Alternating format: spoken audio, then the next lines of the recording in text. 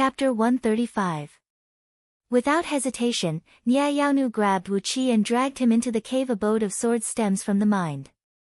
Nia Baiheng unleashed a few sword beams, hacking and slashing around the main peak for a while. When he found no one was hiding in the vicinity, he hastily plunged into the cave abode. Both mother and son grabbed Wu Qi and sprinted all the way into the Peerless Sword Formation Pavilion. Nia Yaonu forcefully pressed Wu Qi onto a hassock, then glared at Wu Qi with bloodshot eyes and shouted, "What did you say? The sword technique of mountain crumbling and sky burning? How did you know about these two sword techniques? Where did you get them?" On the other side, Nia Baiheng directly shot out wisps of sharp energy from his eyes, pressing down on Wu Qi as he said, "These two sword techniques are the two missing parts of heaven-breaking sword sect's 5 elemental sword techniques. Without them, the highest sword intent of heaven-breaking sword sect, the unity of sword energy script, would never be able to attain the mastery level. Although Mother has managed to complete the unity of sword energy script by reversing the cultivation technique of wood, metal, and water sword techniques, it is, after all, not an orthodox technique. Therefore, its power is only about 40% of the true unity of sword energies." Grabbing Wu Qi's shoulder with both hands, Nia Baiheng said with a deep voice, "Tell me quickly, where did you learn about the sword technique of mountain crumbling and sky burning? And where did you get them? These two sword techniques are extremely important to our sect. You can't make fun of them." Looking at the extremely nervous Nia Yaonu and Nia Baiheng, Wu Qi breathed out a long sigh and said, "Didn't Elder Yen tell you about this? I thought he should have told you both long ago. Yesterday, when I was in the Mo forest, I witnessed old Mr. Mod using a clump of purple flame to calcine 3 barbarian stone tablets of inheritance, and from them, I managed to find 4 cultivation techniques. I quickly memorized them." Nia Yaonu and Nia Baiheng's expressions froze, and they couldn't help but exchange a glance. Wu Qi did not keep them in suspense. Instead, he told Nia Yaonu and her son about how he was summoned by Jing Ke to Mo forest yesterday, met with Mod, and secretly memorized 2 sword techniques. When he was done, he smiled at the two of them and said, "Logically speaking, the great general should have sent someone to inform Elder Yen early in the morning after obtaining these 2 sword techniques." Nia Yaonu snorted coldly, staring at the ceiling and didn't say anything for a long while. On the other side, Nia Baiheng sneered and said, if he obtained these 2 sword techniques, he would only let his disciples cultivate them. Why would he give them to us? These 2 sword techniques were not of much use to him. They could not increase his magic power or divine abilities at all. But in the hands of Mother and I, we can truly complete the origin of sword chi formula. Mother originally needed 10 years to truly become a nascent soul, but now it may only take a few months. Wu Qi blinked his eyes and said with a smile, "All right, disciple will write down the sword technique and hand it over to Master and Grand Elder. But, this is what disciple wants." Nia Yaonu said resolutely, "Except for the origin of sword chi formula, which I can't teach you yet, I can give you the other 3 sword techniques now. You want a crafting room? I happen to have a pretty good crafting room here, and the flame in it is the magma flame from the Earth's core. No matter what you want to craft, this flame will be more than enough." Wu Qi clapped his hands, laughed and said, "Excellent. Grand Elder is indeed generous." Without hesitation, Nia Yaonu took out 3 small booklets, in which were the cultivation techniques of the Azure Water Sword Technique, Green Thunder Sword Technique, and Thunder Lightning Sword Technique. Wu Qi did not waste any time. Nia Yaonu personally carried a writing table to him, while Nia Baiheng stood beside her, helping him grind the ink and brush. Wu Qi began to write down the sword techniques of the mountain crumbling sword technique and the sky burning sword technique which he had memorized. Then, he wrote down all 36 energy circulation diagrams, and all the incantations of the cultivation techniques without missing a single word. Whenever Wu Qi finished drawing an energy circulation diagram, Nia Yaonu would quickly snatch it over and give it a careful look. The smile on her face grew brighter and brighter. On the other side, Nia Baiheng was nervously telling Wu Qi, "Don't make any mistake, don't make any mistake. If a single meridian goes wrong, my mother will face the risk of suffering from energy deviation. Nya Baihong kept talking and nagging. Normally, he was cold, merciless, and decisive, but today, he was no different than a long-tongued old granny.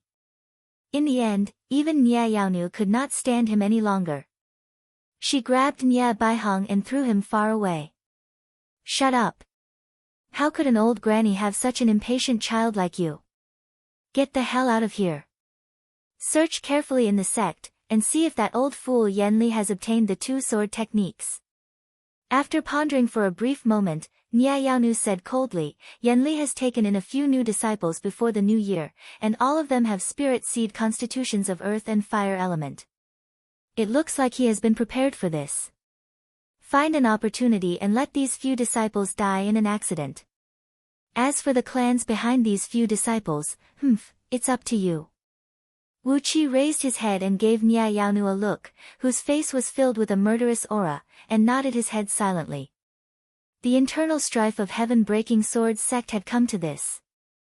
At the critical moment, Nya Yaonu was much more useful than Nya Baihong. Presumably, these disciples taken in by Yen Li were the geniuses who were the most suitable to cultivate the mountain-crumbling and sky-burning sword techniques. If Nya Baihong really assassinated these few disciples, Yen Li would have a big headache.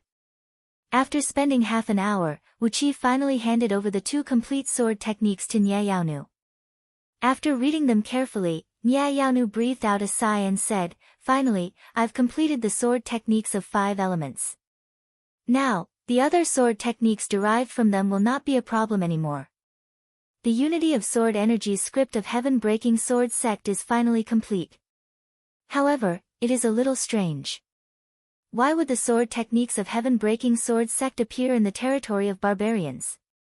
And why did the ancestors of barbarians fuse them into the stone tablets of inheritance? And why would the scouting office send someone to search the barbarian territory?" Wu Qi was surprised by Nya Yaonu's question as well. He pondered for a while, then vaguely gave her a possible answer. Before Great Yen Dynasty was founded, this place was the territory of the Barbarian Alliance. With the strength of barbarians at that time, it shouldn't be a difficult task for them to break into some immortal's cave and take away some legacy techniques. However, no one knew why the barbarians only took away 2 sword techniques. Nya Yaonu added some explanations to Wu Qi's answer. When she found this immortal's cave, 3 sword techniques were placed in 3 different places, and the places where the mountain-crumbling and sky-burning sword techniques were supposed to be placed were empty. Presumably, it was because of what Wu Qi said, that these 2 sword techniques were taken away by the barbarians. Both of them exchanged a glance, and both felt that this was the only explanation. Since Great Yen Dynasty had wiped out the Barbarian Alliance in the war in those years, they must have some knowledge about the situation of the barbarians. Therefore, they must have some clues about which tribe took away some cultivation techniques. After over 2,000 years of relentless investigation, it was reasonable for them to have some results. However, the fact that the cultivation techniques of Yen Dan, Jing Ku, and the others were not complete in the hands of the barbarians had shocked Nya Yaonu. Despite cultivating with incomplete cultivation techniques, they were still able to wipe out the Barbarian Alliance. Was it because the barbarians were too weak, or was it because Yen Dan, Jing Ku, and the others were too strong? Shaking their heads, both of them decided not to pursue this question further. Nya Yaonu solemnly kept the sword techniques into her storage ring, then brought Wu Qi to the crafting room where he saw her crafting flying swords when he stole the dustless lamp last time. On the floor of the empty crafting room, a large suppressing formation was constructed using various fire-resistant materials. Nearly 1,000 upper-tier earth elemental energy stones, each the size of a human head, were embedded in the formation, firmly suppressing the raging lava flame that was about to burst out from underground. A 30 feet tall, 3-legged bronze cauldron was seen hovering in the middle of the formation. All 3 legs of the cauldron were emitting a pale green glow, and a threatening cold breeze was vaguely spreading out from them. At the center of the formation, there was a roughly 1-foot wide fire hole, weaving into a very large light barrier. Nya Yaonu brought Wu Qi to this place, then looked at him suspiciously and said, "With your current cultivation base, the water elemental cultivation technique you cultivated should have become useless. Although you have cultivated the qi circulating technique of 5 elements to Xiantian realm, your cultivation base is still too weak. What are you trying to craft with the flame of earth core? Wu Qi looked at Niayanu smilingly, shook his head and said, Grand Elder, please activate the formation. I think this bronze cauldron can be used to craft items, right?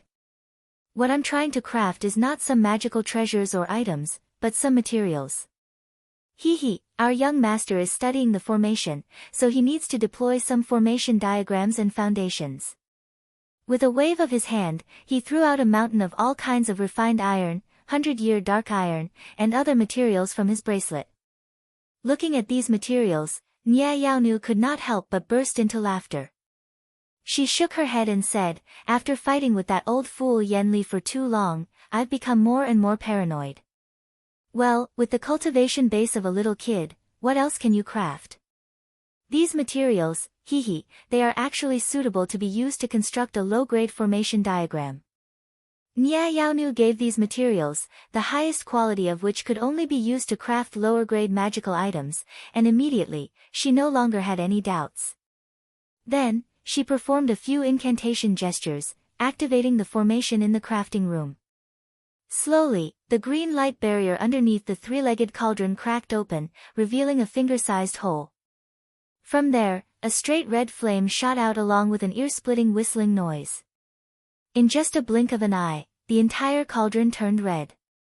The temperature in the room began to rise, and the surrounding earth elemental energy stones began to flash rapidly. Gradually, a heavy force pressed down from all directions, firmly restraining the scorching heat to a radius of 10 meters around the cauldron. Nia Yaonu shook her head disinterestedly, spun and walked out of the room, watching Wu Qi throw all the materials into the cauldron in a strict manner according to a certain ratio. She was in a hurry to figure out the two-sword techniques, and did not have the mood to fool around with Wu Qi here. How big of a trouble could a little guy of Xiantian realm cause? Hastily, Wu Qi closed the thick and heavy stone door of the crafting room. He scanned the cauldron with his divine will and sensed the rapid melting of all the materials he threw into it. A complacent smile emerged on his face. The minor change universal alloy was a secret formula recorded in the scroll of stealing, and basically, no one in the world of cultivators knew about it. It was the formula that the mysterious figure who passed the scroll of stealing to Wu Qi had spent a lot of time and effort to research. As a qualified thief, the most important thing was to have a way to escape. Apart from all kinds of escape arts and techniques, what else was the best way to escape other than teleportation formations? Not only the minor universal teleportation formation, even the grand universal teleportation formation, and all kinds of teleportation formations that could teleport across galaxies, were all analyzed and explained in detail in the scroll of stealing. However, as of now, Wu Qi did not have any high-quality materials to craft those teleportation formations. Therefore, he could only stare at those crafting methods while drooling. Using his divine will, he carefully controlled the melting rate of all the various molten metals in the cauldron, then began to fuse them according to a unique dimensional crystal structure, turning these ordinary metals into the minor change universal alloy, whose value had increased by thousands of times. With the help of the flame from the Earth's core, the first minor universal teleportation formation was cast by Wu Qi 12 hours later. It was an 8 feet in diameter, 6 inches thick, translucent, pale blue, and had the same color as the sky. As it was formed in one piece, the traces of the formation, as well as the inlaid spots of various energy stones, were left on its surface. Wiping off the sweat from his forehead, Wu Qi continued his work. A single formation disc was not enough for him to teleport. Chapter 136. Therefore, he could not let Wei Xiaoxiao get her hands on the spatial breaching spirit gold. Either Wu Qi stole all the spatial breaching spirit gold from the mine, or he simply uprooted all the businesses of Lu Buwei in Ji City. If Lao Ai knew that Lu Buwei had also meddled in Ji City, what would his reaction be? His face was filled with uncertainty. While Wu Qi was pondering all sorts of ruthless thoughts, Haoying Fengying's voice suddenly came from the roadside, "Brother Wu, Senior Brother Wu, Marquis Tianyun, I've finally found you." With a smile on his face, Wu Qi thanked the young girls who called themselves Qing Yu and Ziyu, then followed them into the treasure-keeping pavilion. There were many items in the treasure-keeping pavilion, but Wu Qi did not have the mood to waste his time here. He picked out a close-fitting defensive robe, a pair of magical cloud boots that could increase the speed of flying by 30%, a heart protection mirror, a 5-beam sword crown, and a pearl that could release the fog. After that, he left the treasure-keeping pavilion. When he thought of the possibility that Lu Buwei, the cunning old fox, would appear in Ji City at any time, and when he thought of the peerless evil man, Lao Ai, living in Ji City, Wu Qi felt a sharp pain in his head. If his cultivation base had already reached the realm of Gold Immortal, he would not have to worry about these things, as he could just strangle these people to death. However, with the current cultivation base of Lu Buwei and Lao Ai, they could easily kill him with just a finger. If he did not plan carefully, it would be impossible for him to succeed. Wu Qi raised his head up and saw Haoying Fengying striding out from a small path in the forest with a big smile on his face. Together with a few young men, they came to greet Wu Qi attentively. With great enthusiasm, Haoying Fengying grabbed both of Wu Qi's hands, laughed out loud and said, "Where is my Marquis Wu? Some time ago, I was told that you've returned to the mountain. I've been waiting here for you, but I never saw you. I don't care about anything else. I've prepared a few jars of good wine here. If you don't finish all of them today, you're not allowed to leave." The single-horned deer, whose belly was round and full, comfortably snorted, then rubbed its big head against Wu Qi's body a few times. Wu Qi did not ride on it. He pulled the reins and slowly brought it towards the gate of Baiyang Mountain. As he walked slowly, he pondered what to do next. Now that he had the minor heavenly cycle teleportation formations array disk, he needed to quickly set up a few escape routes. However, he still had to plan carefully as to how he would act. This was the way of the world. When Haoying Fenglong was out of luck, the market for Haoying Fengying would naturally increase. Hence, Wu Qi needed to befriend him.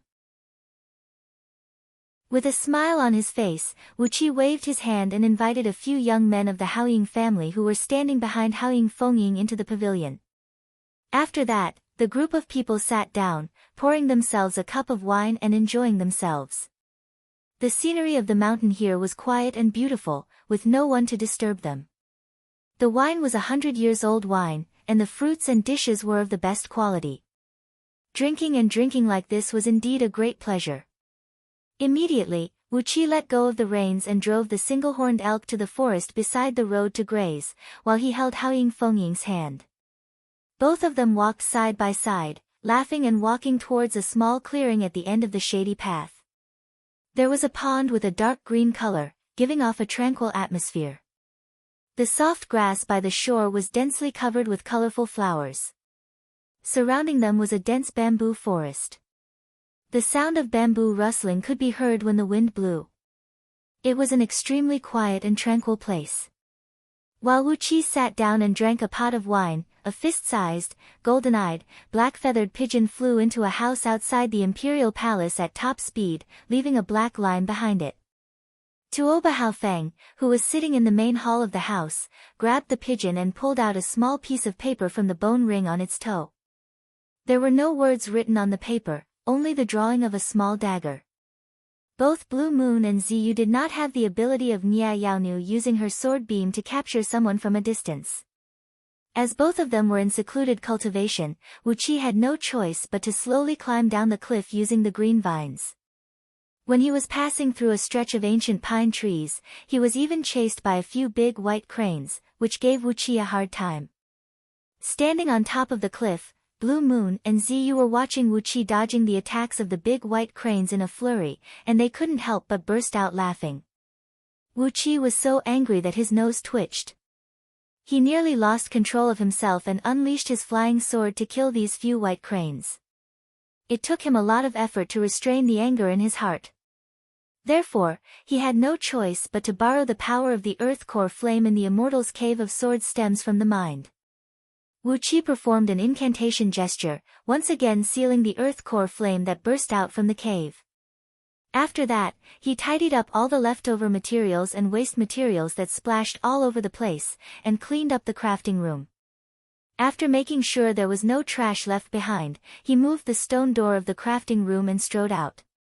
If not because I don't want to expose the fact that I've already formed the Jin Dan, I'll definitely kill all of you with my flying sword. Smilingly looking at these big white cranes, Wu Qi whistled. The single-horned deer he kept at the foot of the cliff responded with a cry from a distance, then leaped and leaped towards Wu Qi. It stuck out its fat tongue and licked Wu Qi's face a few times. Previously in Heaven's Will Palace, when facing the enormous pressure from Qin Shu Wen, Haoying Fengying could still stand up for justice and speak up. Therefore, he could be considered as a worthy friend. Haoying Fengying pulled Wu Qi's arm, smiled and said, "I've been waiting here for a few days now. The fruits and dishes are freshly made every day, I hope brother will like them." He pulled Wu Qi's arm and respectfully led him into the pavilion, sitting on the main seat. Patting on the skinny body of the single-horned deer, Wu Qi sighed lovingly and said, "For the past 2 days, you can only eat grass, you've suffered a lot." From his storage ring, Wu Qi took out a bag of high-quality fodder and fed it to the single-horned deer, letting it eat until it was full. Then, Tuoba Haofeng tore the piece of paper in his hand and cried out sternly, "Pass down my order, get ready to strike. Somebody, follow me into the palace. Bring Miss Yu's name card with you." I don't believe that bitch Zhang will refuse to accept my invitation when Miss Yu personally invites me. This world was filled with a very strange atmosphere, and Wu Qi did not want to die here without any preparation. He gave this pair of teenage girls, who were obviously twin sisters. Both of them had the cultivation base of physique strengthening tier of Xiantian realm. Judging from their young age, they must be the trusted disciples of Nie Yaonu, who had meticulously trained them. Last time, when Wu Qi came to steal the dustless lamp in the middle of the night, he did not sense the similar aura of these 2 teenage girls. Apparently, Nie Yaonu's trump card was not only this immortal's cave, and she must have other mansions in other places. The sky had just brightened, and the sun had just risen 30 feet into the sky. There was still some fog that had yet to disperse. Crafting the minor universal teleportation formation was a strenuous task. After Wu Qi had familiarized himself with the crafting process, his speed became faster and faster. Finally, 12 days later, he had successfully crafted over 180 formation discs, and stored all of them in his storage ring. Apart from these formation discs, he had also crafted several hundreds of formation discs of various sizes, made from ordinary metals, ranging from 1 origin formation to 6 direction formation. He planned to give them to Lu Qingfeng and himself, who could also use them. While shouting and laughing all the way, Wu Qi gave 2 middle fingers to the big white cranes that were flying towards him from the sky. While laughing wildly, he picked up a rock from the ground, casually pinched it into countless pebbles, and threw them towards those big birds. The pebbles pierced through the air and accurately hit on the necks of these big birds. The pain made them scream and soar up into the sky, not daring to come down and fight with Wu Qi again. Between the bamboo forest and the pond, there was a small pavilion, built using the bark of pine and cypress trees that were pulled out from the ground. Currently, there were a few cushions, a few short tables, 10 jars of fine wine, and some delicious fruits and delicacies placed in the pavilion. It was neatly and tidily arranged. After forming the Jin Dan, the cultivator would be able to craft items with the Samadhi True Flame. But too bad, the 2 Jin Dan formed by Wu Qi were innate water elemental. Although they had a mighty power, they could not control the flame. Also, he could not control the divine flame of order freely. Using this innate divine flame, which ranked in the top 5 in the entire universe, to craft a formation disc was really overkill. Nie Yaonu and Nie Baiheng were nowhere to be seen. Only a pair of teenage girls, clad in a light yellow short skirt and a light green shirt, were waiting outside the door to welcome Wu Qi. Both of them told him with a gentle tone that both Nie Yaonu and Nie Baiheng were in a secluded cultivation, trying to comprehend the sword technique. He could leave after he was done with the task, and when Nie Baiheng had achieved some success in comprehending the sword technique, she would pay him a visit in Ji City. A couple dozens of dark shadows flashed across the courtyard at top speed, leaving behind a faint, almost inaudible sound of wind piercing. While dragging Wu Qi and walking towards the small path in the woods, Haoying Fengying said with great hospitality, "I have to thank my brother." Haoying Fenglong was sent to the northernmost region by His Majesty to build a city and establish his business. As his foundation is unstable, he will never be able to return to Ji City for the rest of his life. Once he left, the power of his branch will be greatly reduced, and my status in Haoying clan has risen rapidly. It is all thanks to my brother. These items were all mid-grade magical items, and could be used by injecting a little bit of divine sense into them. On the spot, Wu Qi changed into a treasured outfit, a pair of cloud boots, and a protective mirror. He hid the pearl under his sleeve, and fastened the sword crown on his head with a ribbon. With his hair that was neither too long nor too short now, the sword crown could barely fit on his head. The sword crown took the shape of 5 dragons circling around the moon, and a cold gleam could be vaguely seen in each of the 5 dragon heads. They were actually 5 tiny flying swords, and as long as the divine sense was activated, they could transform into cold gleams and hurt people. Very soon, the coach was ready. Tuoba Haofeng boarded the coach and brought a large group of guards, heading straight for the imperial palace. When Haoying Fenglong was forced to build a city and establish his own country in the northernmost snowland, Wu Qi smiled. No matter what, Haoying clan was still in charge of the position of criminal and minister, which was the highest position among the 3 prime ministers and 9 ministers of Great Yan dynasty.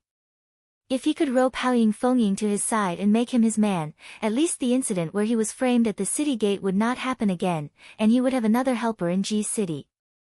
After putting on a few magical items that he had obtained for free, Wu Qi thanked Blue Moon and Purple Moon, then left the cave under their guidance. Both young ladies also told him that there were 3 treasure chambers in the cave, and many items that could be used by cultivators were kept in those chambers. As for Wu Qi, he was given the credit of learning the sword technique, so he was allowed to pick 5 or less treasures from the treasure chambers and bring them away. As for Wei clan, what Wei merchant wanted was the spatial breaching spirit gold, which was found under the 2 iron ores in Lu Qingfeng's territory. Such a precious treasure could not be left to Wei merchant. The cultivation base of Lu Buwei was at least an earth immortal of nascent soul realm, and because of the limitation of the 5 ghosts transportation technique, he could only travel around the world laboriously. If he could find enough spatial breaching spirit gold with a large enough volume, he could build a super long-distance teleportation formation. With that, he would be able to quickly bring a large number of men and travel around the world. It had been quite some time since Lu Qingfeng became Zuo Guizheng, and Yan Dan had only given him 1 year to make a contribution. No matter what, Yan Dan had to come up with a good plan for Lu Qingfeng. Whether it was a face-saving project or a political achievement project, in the near future, he had to make Lu Qingfeng gain some fame and reputation as soon as possible. Although he had spared the lives of a few white cranes, Wu Qi did not want to let them have a good time. When he was climbing over those ancient pines, he forcefully kicked a few huge cranes' nests off the branches, falling down into the deep cliff. A large flock of white cranes flapped their wings and flew up into the sky, crying shrilly in panic. Meanwhile, Wu Qi was laughing out loud, climbing all the way to the bottom of the cliff. Blue Moon and Purple Moon's laughter came to an abrupt stop. The sisters stared at Wu Qi, who was as tiny as a sesame seed, and felt a suffocating feeling in their hearts. This man was too unreliable. How could he be so calculative with a bunch of feathered animals? Chapter 137. Deep within the imperial palace of Great Yan dynasty, in a palace that occupied a vast area, Princess Zhang Lu was seen lying on a large bed, lost in thought. Through a few layers of pale green gauze curtains, one could see that the sun was shining brightly outside. Together with some palace maids, Bai Zhuer and Bai Zuer were quietly entering and exiting the room, tidying up all sorts of miscellaneous items. In Princess Zhang Li's bedchamber, not to mention the luxurious furnishings, there were 3 huge jade tables carved with floral patterns placed right in the center of the room, which made them extremely eye-catching. On one of the tables were placed several dozens of chess boards made from different materials, but all of them were extremely precious and rare. The chess pieces were made from precious gems, gemstones, pearls, and many other precious materials. Countless chess pieces were piled messily on the chessboard, scattering on the pale green carpet. Together with a few palace maids, Bai Zhu'er was quietly picking up these chess pieces, sorting them into different categories and placing them into the chess boxes carved from jade. On the other table, a dozen jade zither were piled up messily. All of these zither were ancient and colorful, and were made from various rare and precious spirit woods and spirit jades. The strings were either made from the tendons of flood dragons, or the threads of 10,000 years old spirit creatures, or the long threads melted and condensed from spirit jades of water element. All of them were extremely rare items in the world. On the last table, a couple dozens of large drawing papers were spread out, as white as snowflakes. On a few of them, countless characters were written in small characters, all of which were the poem, Lovers from the South and the North, which was plagiarized by Wu Qi. Perhaps, he had written the poem several hundred times, over and over again. On the other drawing papers, ink and brush were dripping, messy. No one could tell what was written on them. If Wu Qi were here, he would comment that these words looked like the graffiti of a 3-year-old kid, and did not have the slightest foundation in painting. The tree he drew looked like a featherless chicken claw, and the person he drew looked like a matchstick stuck in dough. The animals he drew looked like they had been washed and stripped clean, and had been stewed in a pot of soup until they became deformed. A few high-quality inkstones were dripping with ink, and dozens of fine brushes made from the fur of demon beasts were randomly thrown onto the jade table. The jade table with a radius of several zhang was in a mess, as if dozens of wild dogs had ravaged it. Meanwhile, Bai Zhu'er and Bai Zhu'er, together with a dozen or so palace maids, began to tidy up all the items in the chamber, restoring them to their original state as quickly as possible. Princess Zhanglu was lying on the bed with her hair disheveled. She tilted her head and watched them work. She swung her bare feet back and forth, her light pink toes picking up the thin blanket from time to time and waving it around. After a long while, when she saw that Bai Zhu'er and the others were almost done with their work, Princess Zhanglu yawned lazily and said, Zhu'er, do you think it's better for me to get up now, or go back to sleep? Clapping her hands, Bai Zhu'er came before Princess Zhangli's window, bent over and said with a smile on her face, Princess, you better get up quickly. For the past 2 days, apart from doing your homework at night, you've been sleeping all the time. Even if you've formed the Jin Dan, do you think it's good for your health? Holding her chin with both hands, Princess Zhanglu breathed out a long sigh and said, What should I do if I get up? Grandpa couldn't figure it out this time, so he came out to govern the city. No one in G City dares to cause any trouble, and we can't even watch the show. That little fellow, Wu Qi, has actually gone to heaven-breaking sword sect for some unknown reason. I haven't seen him for more than 10 days. Tell me, what could he be doing in heaven-breaking sword sect? He even borrowed Sister Lady Medicine's crafting room to craft something. He better not burn down the immortal's cave of sword stems from the mind. Bai Zhu'er smiled.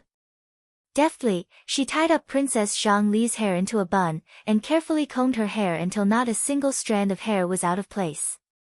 It looked like she had gotten used to combing Princess Zhangli's hair when she was still lying on the bed. Although the posture was not right, the quality of the bun was impeccable. While she was busy, she smiled and said, It's hard to say. Didn't Marquis Wu buy a lot of metals and materials from Market of Four Seas? Perhaps he wants to craft a sword, or perhaps he wants to craft something else. A Taoist of Xiantian realm can also craft something nice. Twitching her lips, Princess Zhanglu twisted her body, frowned and said unhappily, If he wants something, he can just tell me directly. I'll get it from the Imperial Treasury. Why does he have to work so hard himself? Really, he has wasted more than 10 days of time, and he doesn't even know how to spend the time with me. Bai Zhu'er dared not to say anything, but kept busy helping Princess Zhanglu to tie up her hair into a bun. Sighing lightly, Princess Zhanglu waved her hand casually. Immediately, several dozens of gauze curtains hanging down from the ceiling in the bedchamber flew up and hung on the hooks next to her. One of the walls of the bedchamber slowly opened up, revealing a huge room, measuring several hundred feet in both width and length. Neatly arranged sandalwood racks were piled with all kinds of clothes. Tilting her head, Princess Xianglu looked at the room and asked worriedly, "What kind of dress should I wear today?" "No matter how you look at it, I have so many dresses, but I only have 2 or 3. The same color, the same appearance, what a headache." Sighing faintly, Princess Xianglu twitched her mouth and asked in a daze, "What should I eat for breakfast? Still lotus seed cake and 5 meters of porridge? Change to something else? But what should I eat? Ugh, strange, why should I eat breakfast now? As a Jin Dan human immortal, I can eat the wind and drink the dew." Her pretty face suddenly turned gloomy. Looking up into the sky, Princess Xianglu breathed out a long sigh and said, "How pitiful, I can't even eat breakfast." Eating the wind and drink the dew, isn't that the same as drinking the northwest wind? Compared to this, it's better to eat breakfast. With a gloomy face, Princess Xianglu tilted her head again, frowned and murmured to herself, "Will Wuqi go down the mountain today? Not go down the mountain. Go down the mountain. Not go down the mountain. If he still doesn't come out, I'll just rush into the immortal's cave and drag him out. But, the sword stems from the mind has a very tight restrictive spell, there's no way I can rush into the immortal's cave. Even Grandpa Emperor can't do it, let alone me. What is Sister Yaonu doing? Why is she in seclusion?" After sighing for a while, Princess Xianglu continued to worry, "If Wuqi go down the mountain today, what kind of clothes should I wear to meet him? What kind of shoes should I wear? What kind of jewelry should I wear on my head? Does he like delicate jewelry or elegant jewelry? Heavy makeup or light makeup? Light makeup. Heavy makeup makes my face so uncomfortable." A bird cry was heard, and a green bird with a long tail, shaped like a peacock, but only the size of a palm, flew down from the sky at a high speed and crashed into the bedchamber. Seeing Princess Xianglu, the bird flapped its wings happily and flew toward Princess Xianglu. Princess Xianglu was startled at first, then overjoyed. She grabbed the bird with one hand and pulled out a small golden ring from under its wing in an extremely barbaric manner, then took out a small paper scroll from inside. On it was a secret mark of the scouting office, as well as a simple sentence, "Marquis Tianyun has left the immortal's cave, sword stems from the heart." Great! Princess Xianglu threw the bird in her hand out. The bird was caught unprepared, and was smashed onto the table by Princess Xianglu. The poor bird rolled its eyes and fell to the ground, its wings and legs twitching. Princess Xianglu had already jumped off the bed and shouted, "Quick, help me change my clothes and make up. Hurry, hurry, go to the city gate and stop Wuqi. This time, he must accompany me to Zhang Li's garden for a month." Palace maids quickly rushed over and helped Princess Xianglu change her clothes and make up her clothes at the quickest speed. Right after everything was done, Princess Xianglu held a bowl of porridge in her left hand and took 2 mouthfuls of porridge, while her right hand held 2 snacks and quickly swallowed them. After that, she brought Bai Zhuer and ran out of the palace. 8 ghost immortals, each shrouded in towering yin energy, and several hundred palace guards quickly followed behind, surrounding Princess Xianglu in the middle. Right after the procession walked out of Princess Zhang Li's bedchamber, went around a few palaces, and was about to leave the palace, Tuoba Haofeng had already entered the palace with a few attendants, followed by a few imperial eunuchs, and just happened to bump into Princess Zhang Li's procession. Sitting in the coach, Princess Zhang Li's face darkened when she saw Tuoba Haofeng's smiling face. Without hesitation, she gave out an order, "Somebody, break Tuoba Haofeng's limbs and throw him out of the palace." Do you really think I'm so easy to deceive? That dead bastard Tuoba Qingye is not a good man, and you, Tuoba Haofeng, are not a good man either. Since you purposely came to trouble Wuqi, you must be a bad man. Somebody, break him, break his limbs and throw him out of the palace. Immediately, Over 30 palace guards leaped forward like wolves and tigers, pressing down on Tuoba Haofeng, who dared not to resist, and were about to give him a brutal beating. Tuoba Haofeng, whose heart was filled with hatred, hastily cried out, "Your Highness, Princess Xianglu, the purpose of your humble servant's visit is to deliver young Miss Yu's invitation card. Young Miss Yu is holding a poetry and painting meeting on the myriad Red River, and she has invited all the most famous talented men and women in Ji City. Your humble servant dares not to offend your Highness. Young Miss Yu knows that I can enter the palace to meet your Highness, and that's why she asked me to bring this invitation card to your Highness." Princess Xianglu was struck dumb. She frowned and asked, "Poetry and painting meeting? Young Miss Yu Qianqian's poetry and painting meeting? Why didn't I know anything about it?" Tuoba Haofeng let out a few hollow laughs. Carefully, he glanced around at the palace guards who were pressing down on him and a few of his attendants. He snorted coldly, then said with a deep voice, "Release him." Tuoba Haofeng, "I'm usually the first one to know about Yu Qianqian's poetry and painting meeting. Why do you need to deliver the invitation card this time?" Carefully, Tuoba Haofeng handed over a light green name card to one of the palace guards, asking the guard to hand it over to Princess Xianglu. Princess Xianglu opened the name card and gave it a glance, then casually handed it over to Bai Zhu'er. After that, she turned to look at Tuoba Haofeng and said, "Tell me, why didn't I hear anything about it this time?" Tuoba Haofeng bowed his head and said carefully, "Young Miss Yu's poetry and painting meeting is just an impromptu idea. The meeting is going to last for 7 days, allowing everyone to display their talents to their heart's content, and strive to produce some exquisite poems and paintings. Today is already the 3rd day. Initially, I wanted to inform Princess earlier, but Princess has been in a bad mood for the past few days. However, young Miss Yu has asked about Princess again today. That's why I boldly entered the palace." Princess Xianglu was struck dumb. She glared at Tuoba Haofeng and snapped, "Do I have a bad temper?" An invisible pressure came whistling out, forcing Tuoba Haofeng and a few of his attendants to stagger backward. Tuoba Haofeng was the first to bear the brunt of the pressure, coughing out a mouthful of blood on the spot. Princess Xianglu was taken aback, then she smiled embarrassedly and said, "Zhu'er, is it true that I have a bad temper these past few days?" Bai Zhu'er smiled faintly and said nothing. Shaking her head, Princess Xianglu frowned and said, "Tuoba Haofeng, bring me to the meeting at the myriad Red River. Zhu'er, bring some men and wait for Marquis Wu at the city gate. When he arrives, ask him to look for us at the myriad Red River. Tell him, if he doesn't come, I'll tear down Duke Yan Li's mansion when I return to the city." Bai Zhu'er answered hastily, then brought a couple dozens of palace guards and left on another coach. Princess Xianglu and her company went to the myriad Red River. At the same time, Lu Qingfeng was invited by a few important ministers of Great Yan dynasty to a restaurant for a banquet. The last man in Ji City who had a friendly relationship with Wu Qi, Yan Jiuhui, was summoned by Qin Qingshui to the Central Wind Guard of Scouting Office, to participate in the so-called internal purging meeting of Scouting Office.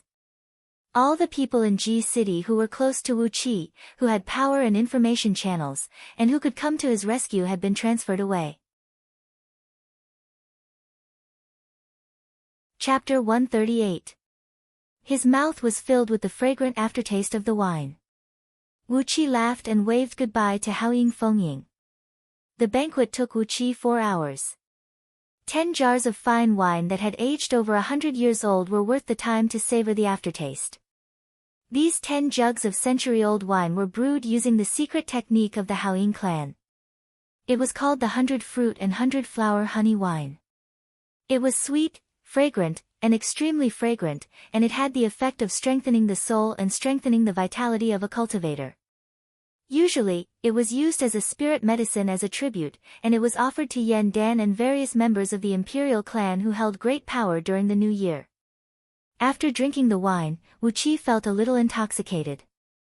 When he walked, his head felt heavy and his feet felt light, and his mind was not as agile as before. The wine was good, but it was too strong. Wu Qi didn't want to use his innate energy to force out the wine, as it would be a waste of this fine wine. Since Haoying Fengying had brought him such a fine wine, he had to let it stay in his stomach and slowly digest it. By befriending Haoying Fengying, not only would he have a helper in heaven-breaking sword sect, he could also form a relationship with Haoying clan. This was a good thing. Riding on the single-horned deer, Wuqi laughed, spurred the horse and left Mount White Sunday. The sun was high up in the sky, and it was noon. If he rushed back to Ji City, he could still make it in time to have lunch with Lu Qingfeng. Apart from the minor universal teleportation formation, Wuqi had also crafted several hundred formation discs of various colors. He wanted to give all of them to Lu Qingfeng, as he was, after all, studying the Tao of formation, and they would be very helpful to him. With about 70 to 80% of the wine in his body, Wuqi left Mount White Sun, laughing and singing along the way. Perhaps Wuqi felt that he had not drunk enough, as he took out another wine jar the size of a human head from his storage ring.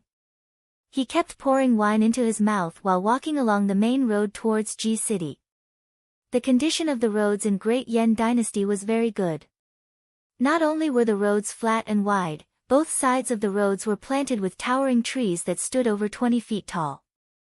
The shade of the trees formed a huge canopy that blocked the sunlight. The road was cool and refreshing, and no one could feel the heat from the sun. Riding the single-horned elk on the main road, Wuqi drank wine and tore open his clothes, revealing a large part of his chest, singing loudly all the way. For some unknown reason, although the main road leading to Ji City was usually crowded with carriages and pedestrians, Wuqi was the only one walking on the road today. Looking ahead and back along the straight road, he couldn't see a single person for several tens of li. However, Wuqi, who was still intoxicated, did not notice this. He continued to enjoy the cool breeze all the way, singing and drinking to his heart's content. All of a sudden, a barely discernible cry came from a patch of reed-like grass under a few trees by the roadside.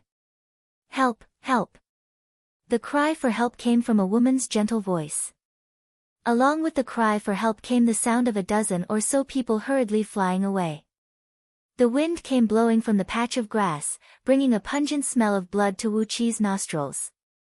Casually, Wuqi threw away the wine jar, laughed wildly and leaped into the air. With just a few steps, he arrived at the patch of grass, casually throwing out a punch. A muffled boom rang out, and the patch of grass within the circumference of several tens of feet was shattered into pieces by the force of the punch. Countless bits of grass were blown away by the strong wind, revealing two broken carriages lying in the grass patch. They were two luxurious carriages inlaid with gold and jade. Those who could ride in such carriages were either rich or noble. But now, the carriages were violently smashed into pieces like firewood. 6 magnificent beasts were lying next to the carriages. Next to the beasts were over 30 men, who were no longer breathing. Their necks were nearly chopped off, and a large amount of internal organs were oozing out from the hideous wounds on their bodies. The strong wind came blowing from the front, bringing the gentle voice of a woman. The woman was still screaming for help, but very soon, her mouth seemed to be muffled, and she could no longer make any sound. The sound of breaking wind went further and further away, and before long, it had already traveled a few miles away. Wuqi's ears twitched, and his divine sense had already locked onto the sound that was going further away. He laughed in a strange tone and said indifferently, "Old trick, really too old trick. Luring the enemy deep in, luring the snake out of its hole, ambushing from 10 sides, what else can I say except old trick? But, for a young hero with a sense of justice like me, aren't I born for this kind of scene?" Then, he patted the head of the single-horned deer. The deer let out a long and sonorous cry, then chased after the direction where the sound of breaking wind had disappeared like a gust of wind. While gulping down the wine, Wuqi raised his head and shouted to the sky, "Young lady, don't worry, with me here, no one can touch a single hair of yours. Hey, you bastards, in broad daylight, you're raping innocent women. Is there any justice left in this world? Is there any law left?" While yelling all sorts of nonsense, Wuqi rode his horse and chased after them for several dozens of miles. Above a large expanse of long grass, he saw a group of dozens of men in black, leaping out from the grass from time to time, stepping on the tips of the grass and sprinting forward at top speed. These men had the cultivation base of peak Hotian realm, and that was why they could step on the grass and fly forward at top speed. However, their meridians were not long enough, and after they sprinted forward for a short distance, they would have to land on the grass and catch their breath. That was why Wu Qi could catch up with them so easily. On the shoulder of the leading man in black, there was a young girl, who was clad in a long white dress and had her mouth stuffed with a piece of white cloth. The young girl was struggling with all her might. Once in a while, she raised her head and saw Wu Qi approaching her at top speed from a distance of several hundred feet away. Her beautiful big eyes were filled with a boundless joy. Hastily, she turned to look at Wu Qi and tried her best to let out a cry for help. Once again, Wu Qi cried out with a stern voice, "You bastard! How can we allow people like you to do whatever you want in the territory of Great Yan Dynasty? Quickly follow me into the city, and I might still be able to beg for mercy in front of His Majesty. You are robbing girls right outside of Ji City. This is not giving His Majesty any face, you are slapping His Majesty's face." Wu Qi continued with a loud voice, "If it was during the period when 8 princes were supervising the state, I would have nothing to say when you are slapping their face. But, during these 2 months, His Majesty has come out from his secluded cultivation and personally came to the imperial court to handle the state affairs. How dare you commit such an illegal act during the period when His Majesty is ruling the state? You are not giving His Majesty any face. All of you should have your entire clan executed." Suddenly, the group of fleeing men in black halted their steps. A cold gleam flashed, as a dozen oddly shaped long blades spun in all directions, slicing out an empty space of several tens of feet in circumference in the middle of the long grass. Surprisingly, these men in black had formed a standard formation that could only be found in an army, charging towards Wu Qi with a defensive stance and an offensive stance. The leader of the men in black cried out sternly, "This fellow is annoying. Let's kill him and continue our journey." These men in black raised their left hands. Suddenly, a large sheet of cold gleam shot out from under their sleeves, as countless tiny needles that were as fine as cow hair were activated by a machine. Together with a faint fishy aroma, they thrust towards Wu Qi. These needles were even finer than cow hair, and they took on a dark red hue. Together with the strange poisonous aroma, one could easily tell that these needles were dipped in a deadly poison. Wu Qi let out a loud laugh, then forcefully shook the wine jar in his hand. The wine inside the jar clattered noisily, and countless crystal-clear water droplets shot out from the jar, accurately hitting nearly 1,000 tiny needles. The needles were knocked back by the wine and pierced into the bodies of those men in black. These men in black let out miserable howls, while a large amount of white smoke rose from their bodies. In just a blink of an eye, their bodies had turned into a puddle of pus. Wu Qi could not help but gasp and murmured, "This is indeed the world of immortals, where one can fly freely in the sky and burrow underground. Even this deadly poison is so deadly, many times more poisonous than the prickles I brought out from Meng Mountains. TSK, even if it is just aqua regia, how long would it take to corrode a person into a puddle of pus?" Shaking his head and sighing, Wu Qi leaped down from his mount, staggered a little, and slowly walked towards the girl who was thrown onto the empty ground by the leader of the men in black. After burping a few times, Wu Qi shouted from afar, Miss, are you all right? Seeing that your clothes are still intact, I suppose the most important thing for a woman is still with you. You should be fine." As he staggered a few feet away from the girl had already pulled off the white cloth that covered her mouth. Panicked, the pretty girl threw herself at Wu Qi's thigh and said, "Save me, my benefactor, please save me. I'm in a great calamity, please take pity on me."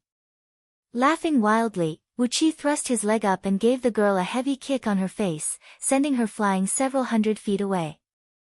The girl waved her arms and legs in the air, howling miserably. A large amount of blood sprayed out from her mouth, and at the same time, a large handful of white and shiny teeth sprayed out from her mouth. The girl screamed miserably and fell heavily to the ground. After a long time, she stood up tremblingly from the ground. The girl, who had a large black footprint in the middle of her face and blood kept gushing out from her mouth, cried out in a stern voice, "Wu Qi, how did you find out my flaw?" She turned her left hand over, and a strangely shaped dagger appeared in the girl's hand. The dagger was no longer than a finger, and was as thin as a cicada's wing and as narrow as a willow leaf. The dagger was completely black, as if it had been coated with a thick layer of black paint.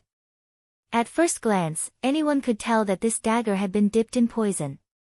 If she had approached Wu Qi just now, as long as this dagger slightly scratched Wu Qi's thigh, nothing good would have happened to him. Staring at the dagger in the girl's hand, Wu Qi, dumbfounded, and couldn't believe it. He dropped the wine jar and gave the girl an answer that he didn't know whether he should laugh or cry. You're with these bandits. Heavens, luckily this marquis is lucky. This marquis has drunk too much, and kicking people has already become a habit. As soon as I saw you pouncing towards this marquis, your head looked as round as a ball. The girl was stunned, letting the blood drip down from her chin and stain her clothes. After a full 3 breaths of time, the girl finally raised her head and screamed in exasperation, "Wu Qi, how dare you make fun of me? I don't care if you're just used to it, or if you've really found out that something is wrong. You're dead today. All of you, come out and kill this bastard for me." Suddenly, the sound of sharp swords being unsheathed rang out from several thousand feet away. Sword lights flashed in all directions. At least 32 warriors of body-strengthening tier of Xiantian realm and above were walking slowly towards Wu Qi with swords in their hands. Behind those Xiantian warriors came the sound of orderly and heavy footsteps. Wu Qi's ears twitched slightly. Judging from the sound, he could tell that he was surrounded by at least 3,000 well-trained soldiers. For a Xiantian warrior, it was extremely difficult to kill a real Xiantian warrior, no matter if it was an army of thousands of men and horses, or a group of warriors of the same level. Only by using a group of Xiantian warriors who had an absolute advantage, and then using a large number of soldiers to besiege the enemy, could they have a 100% chance of killing a Xiantian warrior. 32 Xiantian warriors of physique strengthening tier and more than 3,000 elite soldiers. They wouldn't stop until they killed Wu Qi. Sighing lightly, Wu Qi looked at the 32 warriors, who were approaching him step by step, and said in a long voice, "It's not just these people, right? Are there any more ambushes? Come out. It looks like I'm going to die here. Show me all the arrangements you've made, so that I can die in peace." After a long silence, a gust of wind suddenly rolled up from the ground, and on top of a small mound 3 miles away, 2 Jin Dan human immortal cultivators appeared out of nowhere. One of them shouted in a low voice, "Wu Qi, you're going to die here today." Chapter 139. He took out a jar of wine from his storage ring and drank 2 mouthfuls of it. After that, Wu Qi looked at the group of 32 warriors of Xiantian realm who were approaching him, and the several thousand soldiers who were hiding behind the tall grasses in all directions. Suddenly, he let out a loud laugh and said, "Am I going to die here today? Hee, you have mobilized the army without permission, and that is a serious crime. A serious crime. But, this is not right, not right." After a few laughs, Wu Qi's smile froze abruptly. Bewildered, he sprung up and stood on the tip of a tall grass, frowning as he stared at those soldiers who were approaching him from all directions. These 3,000 elite soldiers were grouped in groups of 3 to 5, forming a siege formation that covered an area of 10 miles in circumference. Each of them stood over 9 feet tall, looking strong and muscular. Judging from the aura emanated from them, they were all peak stage Hotian warriors. 3,000 peak stage Hotian soldiers, even Little Meng City couldn't gather so many experts in such a short period of time. Also, Great Yen Dynasty had never heard of any army that consisted entirely of peak stage Hotian warriors. Furthermore, the armor worn by these soldiers was not the green or black armor commonly used by Great Yen Dynasty's army. Instead, they were wearing a crimson battle skirt, and the armor they wore was a striking chain mail made of pale golden fish scales. There were 3 layers of armor inside and outside the armor, and on the outside was a thick and heavy plate armor made from 1,000 refined steel. With an armor like this, even a full-force strike from a Xiantian warrior would not be able to hurt the person inside. On top of that, all these soldiers were wearing a metal mask with a grin on their face. 2 small prismatic crystals were mounted on their eyes, covering their eyes tightly, making it impossible to see the changes in their expressions and the direction they were looking at. The armor covered their entire body from top to bottom, and even their palms were covered by a steel gauntlet. Not a single bit of skin and flesh could be seen on their bodies. This was not the standard army of Great Yan Dynasty, but the private army of some powerful clan. Wu Qi laughed dryly and said, "I never thought there would be such a strong force in Ji City. TSK, is it really necessary for you to do this just for Wu Qi?" After being kicked by him, the girl's tall nose collapsed, her silver teeth fell out, and blood flowed out of her mouth. She scolded him sternly, "Cut the crap. You will die here today." Wu Qi, Marquis Tianyun, how long have you been in Ji City? How many people have you ruined? Do you have any idea how many people in Ji City want you dead? All of you, attack and cut him into pieces. Innocently shrugging his shoulders at the girl, Wu Qi forced a smile and said, "Am I that sinful? How many people can't wait for me to die?" Although that was what he said, Wu Qi gave it a careful thought. Perhaps, there were quite a number of people in Ji City who wished for his death.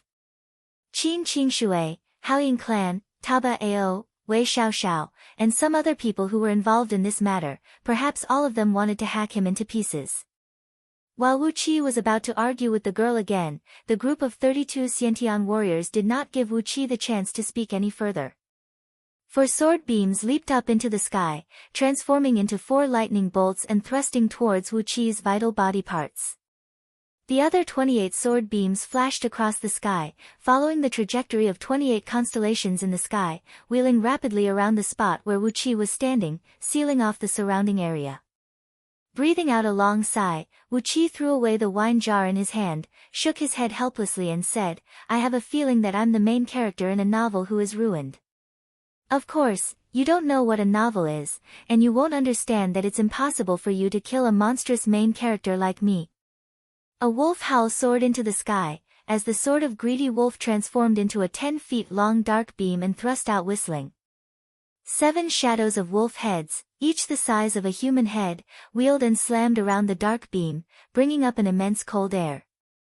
The piercingly cold sword energy spread in all directions, shredding all the tall grasses in the surroundings.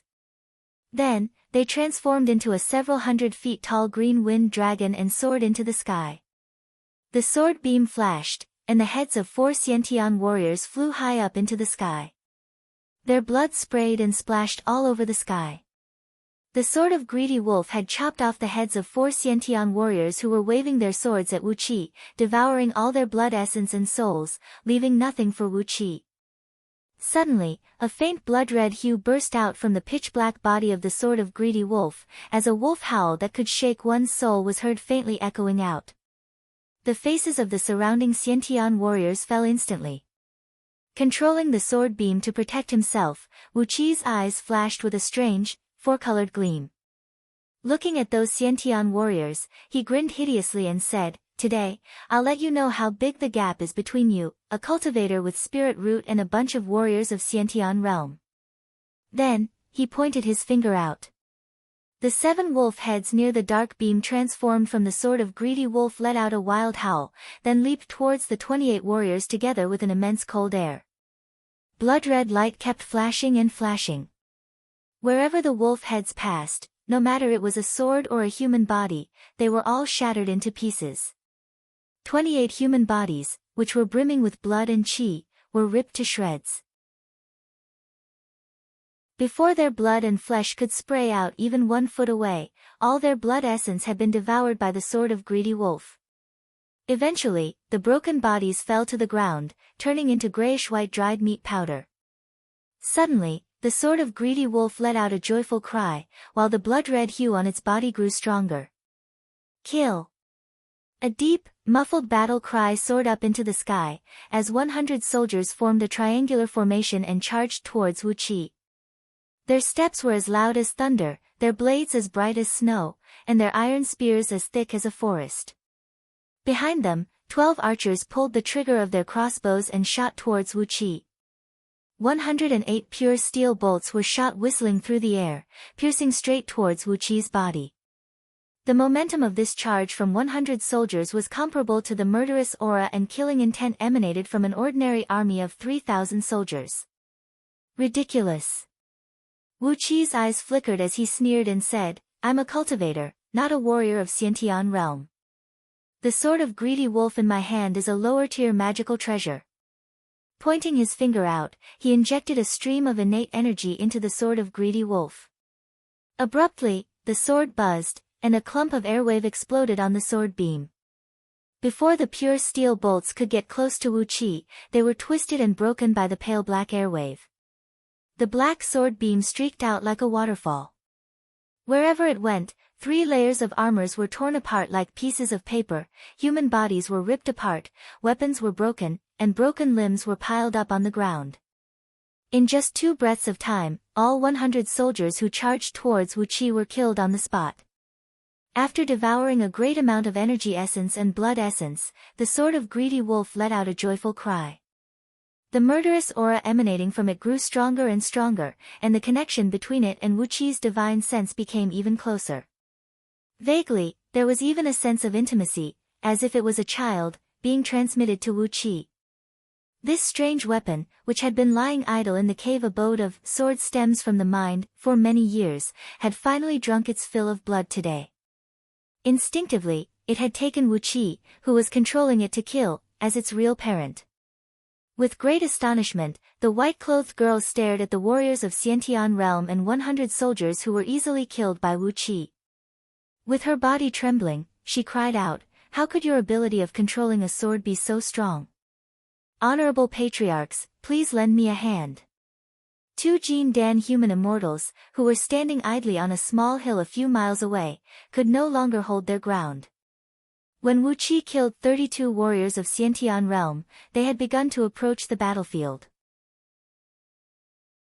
When Wu Qi killed 100 elite soldiers with a single sword strike, they were only less than 2,000 feet away from the battlefield, and had surrounded Wu Qi from the front and back. Both of them stared at Wu Qi with a stern look in their eyes. 2 sword beams, one green and one white, each about 8 feet long, were aimed at Wu Qi from a distance. "We've made a mistake." One of the Jin Dan human immortals stared at Wu Qi, sneered, and said, "I thought we don't have to do anything, as we can kill you here. But I never thought that you are such a tough nut to crack, and even need us, 2 mighty immortals, to deal with a junior like you." Sword cries towered into the sky, as strange signs appeared behind the 2 Jin Dan human immortals at the same time. They should be cultivating the same sword technique, as a forest of swords emerged behind them at the same time. Countless tiny and sharp swords soared into the sky, emanating razor-sharp sword energies that filled the air. Within an area of 1,000 feet, all the tall grasses and shrubs were sliced into pieces. Although the strange signs of these 2 human immortals were filled with murderous auras, in Wu Qi's eyes, their sword techniques were far weaker than the ones cultivated by the Jin Dan human immortals of heaven-breaking sword sect. The forest of swords behind them was scattered but not condensed, and the sword beams they emitted were drifting in and out of focus. Obviously, their core energies had not truly condensed yet. Compared to the Jin Dan human immortals of heaven-breaking sword sect who specialized in cultivating the Tao of swords, although they were also Jin Dan human immortals, their actual strength was far weaker. However, no matter what, they were human immortals of Jin Dan. Although Wu Qi had formed a Jin Dan, he was unwilling to expose his true cultivation in front of them. Always keeping a trump card was the way to survive in this world. A player who revealed all his trump cards would only end up being wiped clean by his opponent. He casually took out an explosive talisman and threw it into the sky. The talisman, which was infused with vital energy, shot up 1,000 feet into the sky like an arrow, and exploded abruptly in the air. Amidst the loud explosion, Wu Qi cried out with a stern voice, 80 wild female bears have just arrived in the bear den in the beast garden of the imperial palace. Each of them is still a virgin. Whoever has contributed a great merit today, I'll let him enter the bear den and enjoy for 3 days. Along with Wu Qi's loud roar, the roars of beasts that caused the earth to tremble suddenly came from all directions. 6 wild bears, ranging from 20 to 30 feet in height, were covered with green fur, and under their fur were thick dark green scales. Their eyes were red, and their mouths were wide open, spraying white saliva. They leaped up from the tall grass in the distance, stepped on a violent demon wind, and dashed toward Wu Qi and Wu Qi with a deafening noise. Wherever they passed, a violent wind would wreak havoc. Before those heavily armored elite soldiers could react, they were swept up into the sky by the violent wind and fell to the ground, half dead. The 2 human immortals of Jin Dan, who were busy announcing the death penalty for Wu Qi, were so scared that their clothes were soaked in cold sweat. 6 demon bears who had formed their demon cores, and all of them were at least in the middle stage of Jin Dan, which meant that their cultivation was more than 10 times higher than theirs. Oh my god, 6 demon immortals. Moreover, they were demon bears, which were the most famous among the demon immortals for their violence. The 2 human immortals of Jin Dan screamed miserably. Like headless flies, they stepped on their sword beams and fled. They no longer had the temperament of immortals that they had a moment ago. But, where could they run? 6 huge bears leaped at them from all directions. 12 huge bear paws slapped down, bringing with them a green wind, and slapped the 2 sword beams to the ground. After that, the 6 bears pounced on the 2 human immortals of Jin Dan, who were lying on the ground and coughing out blood. Then, they raised their feet and gave them a series of violent stomps. Bang! Bang! Bang! Bang! The ground was shaking violently. Blood kept bursting out from the 7 apertures of the 2 human immortals of Jin Dan. Soon, all their muscles and bones were broken, and they could only exhale but not inhale. Wu Qi panicked. These 2 human immortals of Jin Dan were of great use to him. Hastily, he rushed down and gave a few kicks on the buttocks of the 6 demon bears, driving them far away. After that, Wu Qi leaped beside the 2 human immortals of Jin Dan, pressed both hands tightly on their dantian, and cried out sternly, "You can't die. You can't die. Wake up. Wake up. Who is your master? Who is your master? Tell me. Tell me." Suddenly, a deafening battle cry rang out from all directions. A large group of elite soldiers, clad in blood-red battle skirts and cloaks, and their armors were also as red as blood, suddenly appeared out of nowhere. They formed into a battle formation and charged towards the girl in white and the 3,000 private soldiers. For a moment, the sound of the battle resounded through the sky. Chapter 140. The surface of the myriad red river was still as green as before, and the red leaves and flowers were still flowing down the river with a fierce passion. Today, not even a single pleasure boat could be seen in the myriad red river. The patrol boats of Great Yen Dynasty's navy were patrolling back and forth on the surface of the river, completely sealing it off. A wooden platform was built in the middle of the river, made from rare and precious wood. It measured nearly 100 acres in circumference, and a few pavilions and verandas were built on top of it. The platform was even paved with soil, and many rare and precious flowers were planted on top of it. A few thousand young men were clad in white robes and had a tall hat made of goose feathers on their heads. They sat solemnly on the wooden platform, listening to a young girl who was kneeling on a mat in the middle of the platform, reading a book of poems.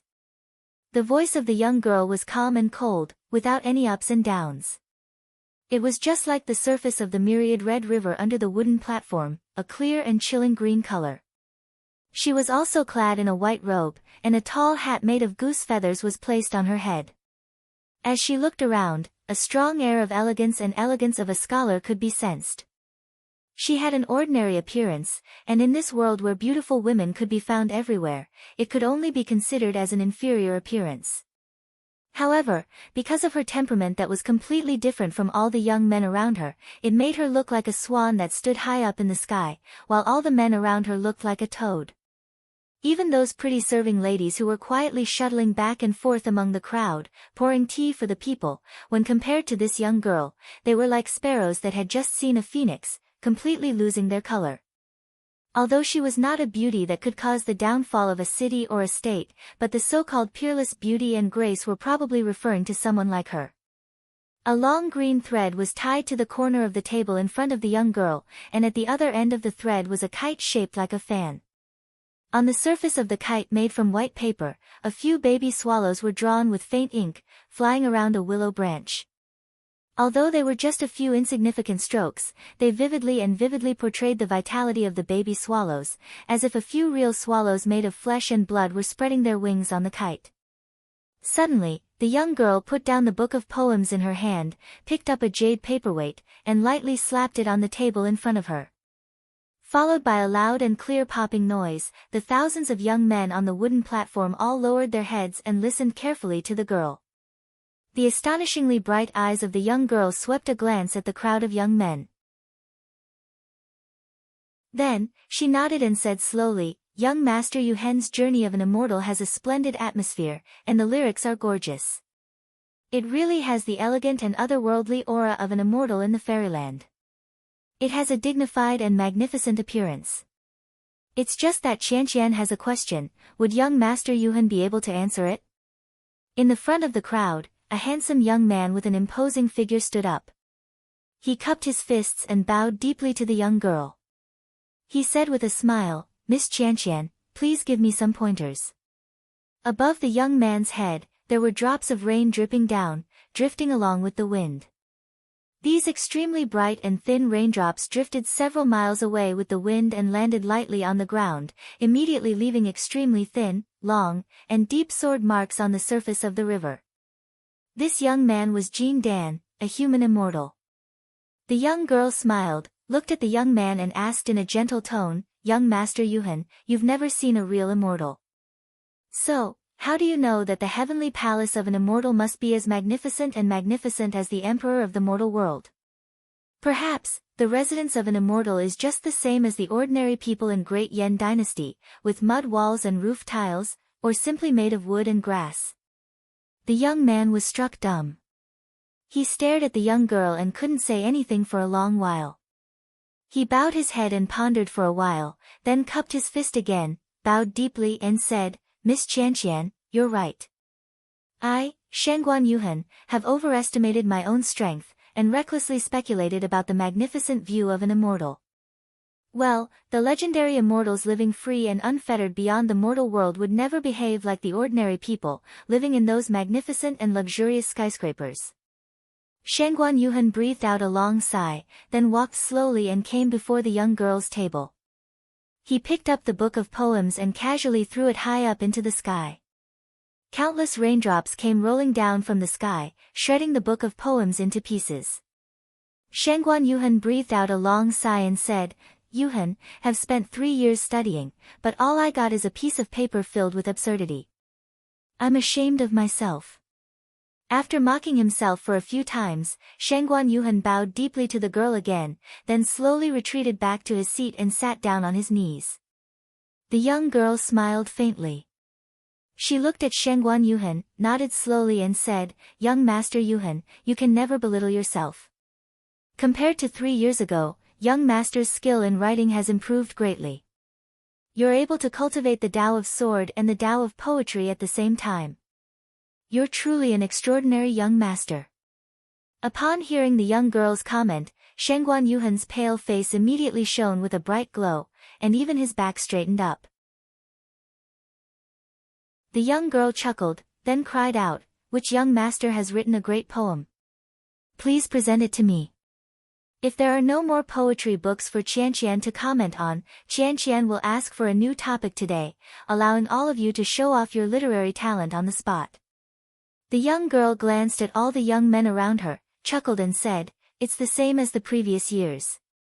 If any young master can win the competition with a poem, he or she can travel with Qianqian for 3 days after the competition is over." The young girl's cultivation base was not low. Although she did not put too much force into her shout, it still spread out to a distance of tens of miles away. All the sailors on the sentry boats could hear it clearly, and unconsciously, they all turned to look at the wooden platform. Naturally, Princess Xianglu, who was riding a ferry and rushing to the wooden platform in the middle of the river, heard the young girl's shout as well. Pfft! Princess Xianglu chuckled, shook her head and said mockingly, "This old woman is already in her 20s, yet she still can't get married. She's playing the same trick again." 3 days of traveling with her, Yu Qianqian, is that considered a good fortune? Over the years, many men have traveled with her. Why don't I see her choosing one of them and marrying him off? Tuoba Haofeng, who was standing gingerly behind Princess Xianglu, dared not to say a word. He just kept glancing at Princess Xiangli's body, and only lowered his head carefully, his eyes still lingering on the hem of Princess Xiangli's dress. Princess Xianglu snorted coldly, then suddenly smiled sweetly and said with a sweet voice, "Is that Sister Yu Qianqian? Why didn't you inform Zi Xian about the competition when it has been held for 2 days? Sister Yu, aren't you bullying me? Zi Xian won't let you off easily. This time, I must punish you by drinking 3 cups of fine wine to your heart's content. I've even brought the wine cup with me." With a flip of her jade-like palm, Princess Xianglu, with a belly full of evil intentions, took out a purple gold rice dipper from her storage ring, which was twice the size of the white jade wine dipper used by Jing Ku. She happily placed it on her palm and showed it to Wu Qi. Sitting in the middle of the wooden platform, Yu Qianqian's expression flickered slightly. She stared at the purple gold rice cup in Princess Xiangli's palm, and her face turned extremely unsightly. But soon, Yu Qianqian adjusted her expression. She rose to her feet slowly, then said in a low voice with a cold face, "Qianqian welcomes the arrival of Princess. The important task of inviting Princess is given to young Master Tuoba. Why did he still invite Princess here today? You can't blame Qianqian for this. If you want to blame someone, blame it on young Master Tuoba. Since I don't have the courage to taste the 3 cups of fine wine, why don't I ask young Master Tuoba to do it for me?" Tuoba Haofeng's face turned blue. Was the punishment wine served by Princess Xianglu really tasty? Without batting an eyelid, he took a few steps back. When he raised his head up, his face was filled with a bright smile. He did not answer Yu Qianqian's question, but kept cupping his fist and greeting all the young men on the wooden platform. Among the several thousand young men on the wooden platform, about 1/3 of them rose to their feet and bowed deeply to Princess Xianglu, addressing her as Princess. On the other hand, the other 2/3 of the young men were kneeling on the ground, deeply touching their foreheads on the carpet and bowing deeply to Princess Xianglu. These young men who only cupped their fists and bowed to Princess Xianglu were the sons of influential and wealthy clans. They had a special privilege, as they did not have to kneel and bow to the princess in an informal setting. On the other hand, the rest of the young men were scholars who came from the common folk of Ji City. They were talented and learned, but they did not have any power or influence. Therefore, they had to bow to the princess like how a subject would greet a monarch. Princess Xianglu threw a proud glance at these young men who bowed down to her. She snorted coldly and said, "Get up, all of you. This is young Miss Qianqian's gathering of poetry and painting. There's no need to be overly courteous." After all the young men rose to their feet, only then did Princess Xianglu float up into the air, crossing over 1,000 feet of water and landing lightly on the wooden platform. 8 ghost immortals carried by Zhu'er up, summoned a chilly breeze and brought all the palace guards who were on the same ship to the platform. Tuoba Haofeng shook his head slightly. He sprung up, tapped his feet on the surface of the water a few times, and carefully stepped onto the wooden platform. When Princess Xianglu stepped onto the wooden platform, Yu Qianqian quickly came up to her. Although there was still a distance of 70 to 80 feet between them, both of them stretched out their arms and greeted each other. Princess Xianglu gave a loud laugh and said, "Sister Yu, this is Zi Xian's 5th time participating in your gathering of poetry and painting. I think this gathering of yours has been held for the 13th time, right?" Yu Qianqian's expression flickered. When she was 14 years old, her name had shaken Ji City with a painting and a poem. Her fame had quickly overshadowed her father and grandfather, who were the chief editors of Great Yen Dynasty. Her reputation as a talented girl had spread across the world. However, when Princess Zhang Lu pointed out that this gathering of poetry and painting had been held for the 13th time, she was mocking her for not getting married at the age of 27. Clenching her teeth tightly, Yu Qianqian chuckled and said, "That's right. Time flies, and if I'm not careful enough, I'll grow old. But, I do want to congratulate Your Highness, Jean Dan, for you have attained the body of a human immortal. With such a youthful appearance, I suppose you'll still be young and beautiful in the next few hundred years. At that point of time, I'm sure there will be countless young men who will bow down to you." Princess Zhanglu was mocking Yu Qianqian for not getting married at the age of 27, while Yu Qianqian did not show any weakness and prayed that Princess Zhanglu would not get married even after several hundred years. Both of them had a very intimate expression and attitude, like they were the best of friends, but their words were filled with the smell of gunpowder. Amidst the laughter, Princess Zhanglu and Yu Qianqian hugged each other tightly. Princess Zhanglu put her little mouth next to Yu Qianqian's ear, sneered, and said, "What kind of trick did sister you come up with today to confuse people?" Yu Qianqian whispered into Princess Zhanglu's ear, giggled and said, "My little princess, aren't you worried that sister you will steal all the young men around you? Hee hee, I heard that young Master Tuoba has been having a very close relationship with Princess for the past 2 years. If sister you can make young Master Tuoba become my sister's admirer in just a few moves, will my little princess get angry again?" Princess Zhanglu twitched her little mouth, sneered indifferently and said, "You can steal whoever you want. That rascal Tuoba Haofeng, why would I put him in my eyes? Why don't I beg my father to issue an imperial decree, betrothing sister Yu to Tuoba Haofeng?" Yu Qianqian's expression changed. After that, she quickly took a few steps back, chuckled and said, "Young masters, it is our good fortune to have Princess Zhanglu here today. Princess Zhanglu not only has an outstanding cultivation base, she is also a famous talented girl in Great Yen Dynasty. Her ink painting of birds and beasts is the best under the heaven. Why don't we let Princess Zhanglu paint a painting for us on the spot?" Princess Zhanglu's expression changed instantly, while Yu Qianqian narrowed her eyes and smiled.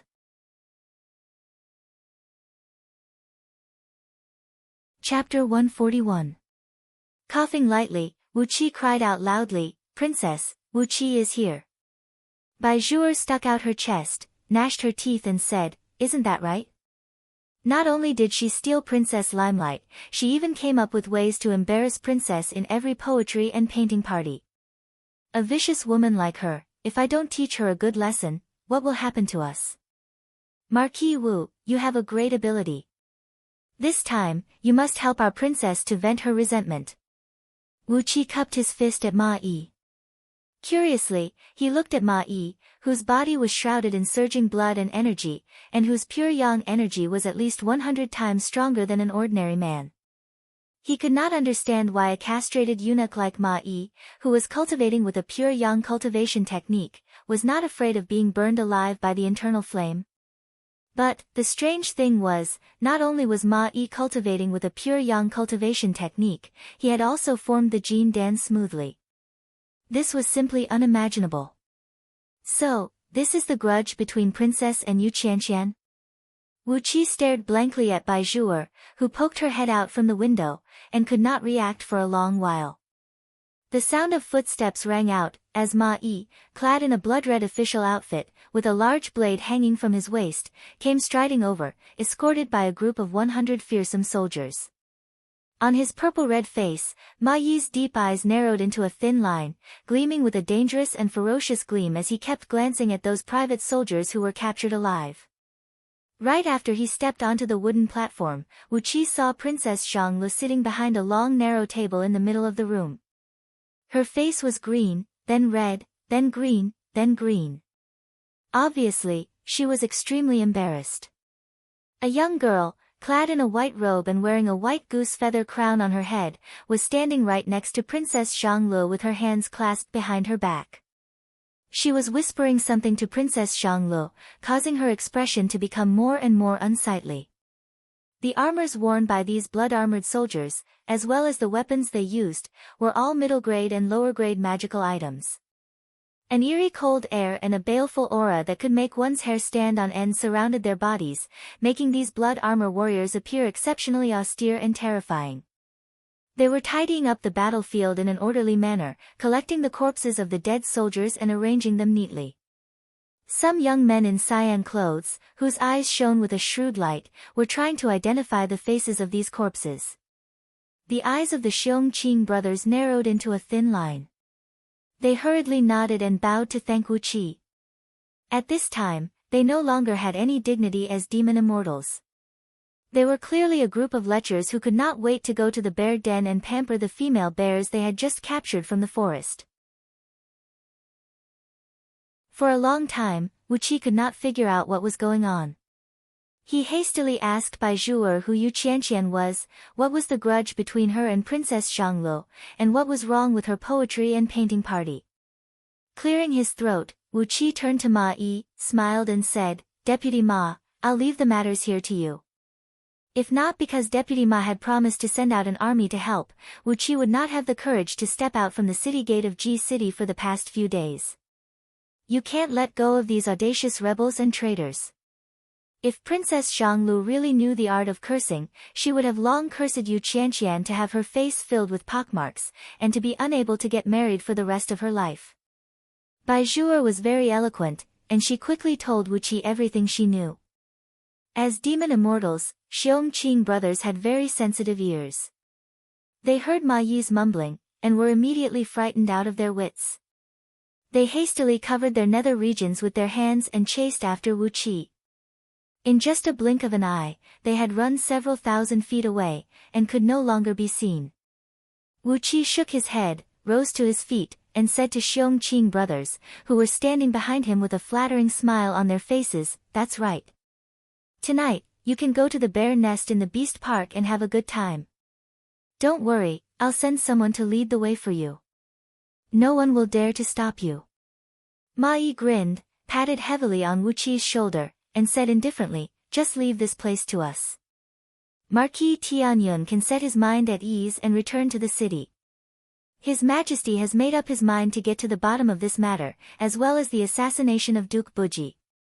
No matter who is the one behind this, none of them will be able to escape. Shaking his head and sighing along the way, Wu Qi and his company finally arrived at the bank of Myriad Red River. Two Jin Dan human immortals could sense the bizarre transformation in their bodies. They were frightened out of their wits, and opened their mouths, wanting to scream out loud. The sword of greedy wolf pierced through their dantian in a blink of an eye, piercing through their Jin Dan and devouring all their spirit, energy, and soul. Ma Yi did not know whether to laugh or cry when he saw the actions of Xiongqing and his brothers. He glared angrily at the backs of Xiongqing and his brothers, then stroked his chin thoughtfully and said, recently, there is a shortage of manpower in the imperial palace. Should I kill these few lecherous bears one day and bring them into the imperial palace as eunuchs? TSK, a few of them can be used to brew some wine for His Majesty to nourish his body. For so many years, apart from those unlucky fellows who had their entire clan wiped out overnight by some natural or man-made calamity, all the other clans who married a daughter of Yu clan would achieve a meteoric rise in power within a few decades. Some of them would hold a high position in the imperial court, and some of them would become wealthy merchants who could rival a country in the field of commerce. There had never been an exception. Therefore, the daughter of Yu clan was an extremely sought-after resource in Great Yan dynasty, 100 times more sought after than the princess of Great Yan dynasty. Such an outstanding and eye-catching young girl was simply the natural rival of Princess Xianglu. There was no need for any reason. Ever since Princess Xianglu became sensible, she and Yu Qianqian did not see eye to eye. Due to the noble status of Yu clan in Great Yan dynasty, and the lofty status of Yu clan in the hearts of those scholars in Great Yan dynasty, Princess Xianglu and Yu Qianqian always addressed each other as sisters in front of the public. Behind their backs, Princess Xianglu had pricked countless paper puppets with Yu Qianqian's name on them with needles. Wu Qi rode the single-horned deer all the way to the city gate of Ji City. He was pondering who was the mastermind behind this assassination attempt, and who could mobilize a private army consisting of 2 Jin Dan human immortals, 32 Xiantian warriors, and 3,000 peak stage Hotian warriors to assassinate him. And who could make Yan Jiuhui and Lu Qingfeng stay in Ji City with a reasonable excuse? If not for the fact that he had prepared some precautions beforehand, laying down a trap half a month in advance, he would have been in deep trouble this time. While he was pondering over all sorts of strange thoughts, Bai Zhuer brought a group of palace guards and rushed out from the room which was originally used as a resting place for the city guards. Excitedly, she grabbed Wu Qi's sleeves. Bai Zhuer, who had a round face and looked adorable, grabbed Wu Qi's arm tightly and cried out, "Marquis Tianyun, our princess has gone to the poetry and painting competition held by young Miss Yu Qianqian. Princess wants us to bring you to the myriad Red River to look for her. Let's go, let's go. That Yu Qianqian has never been on good terms with Princess. With your glib tongue, I'm sure you can drive that Yu Qianqian to death, can't you? The men of Central Wind Guards are all fools." Relying on his height, Ma Yi looked down at Wu Qi and said with a deep voice, "A private army consisting of 3,000 peak stage Hotian warriors, and yet, Central Wind Guards never heard anything about it. If not because they gathered together to assassinate Marquis Tianyun, who could imagine that there is such a private army hiding right under His Majesty's feet in Ji City?" Currently, in Yu clan, Yu Qianqian was the only girl who was not married. Therefore, she had attracted the attention of many influential members of Great Yan Dynasty, hoping that they could marry this girl, who had a literary talent that surpassed all the men under the heaven, and possessed an amazing skill in trickery. Ma Yi's eyes shone with a ferocious gleam as he gazed at those green-clothed men who were trying to identify the faces of the corpses. He sneered and said, "Don't worry, this time, it is the High Minister's Swallow and the Blood Swallow Army personally commanded by me.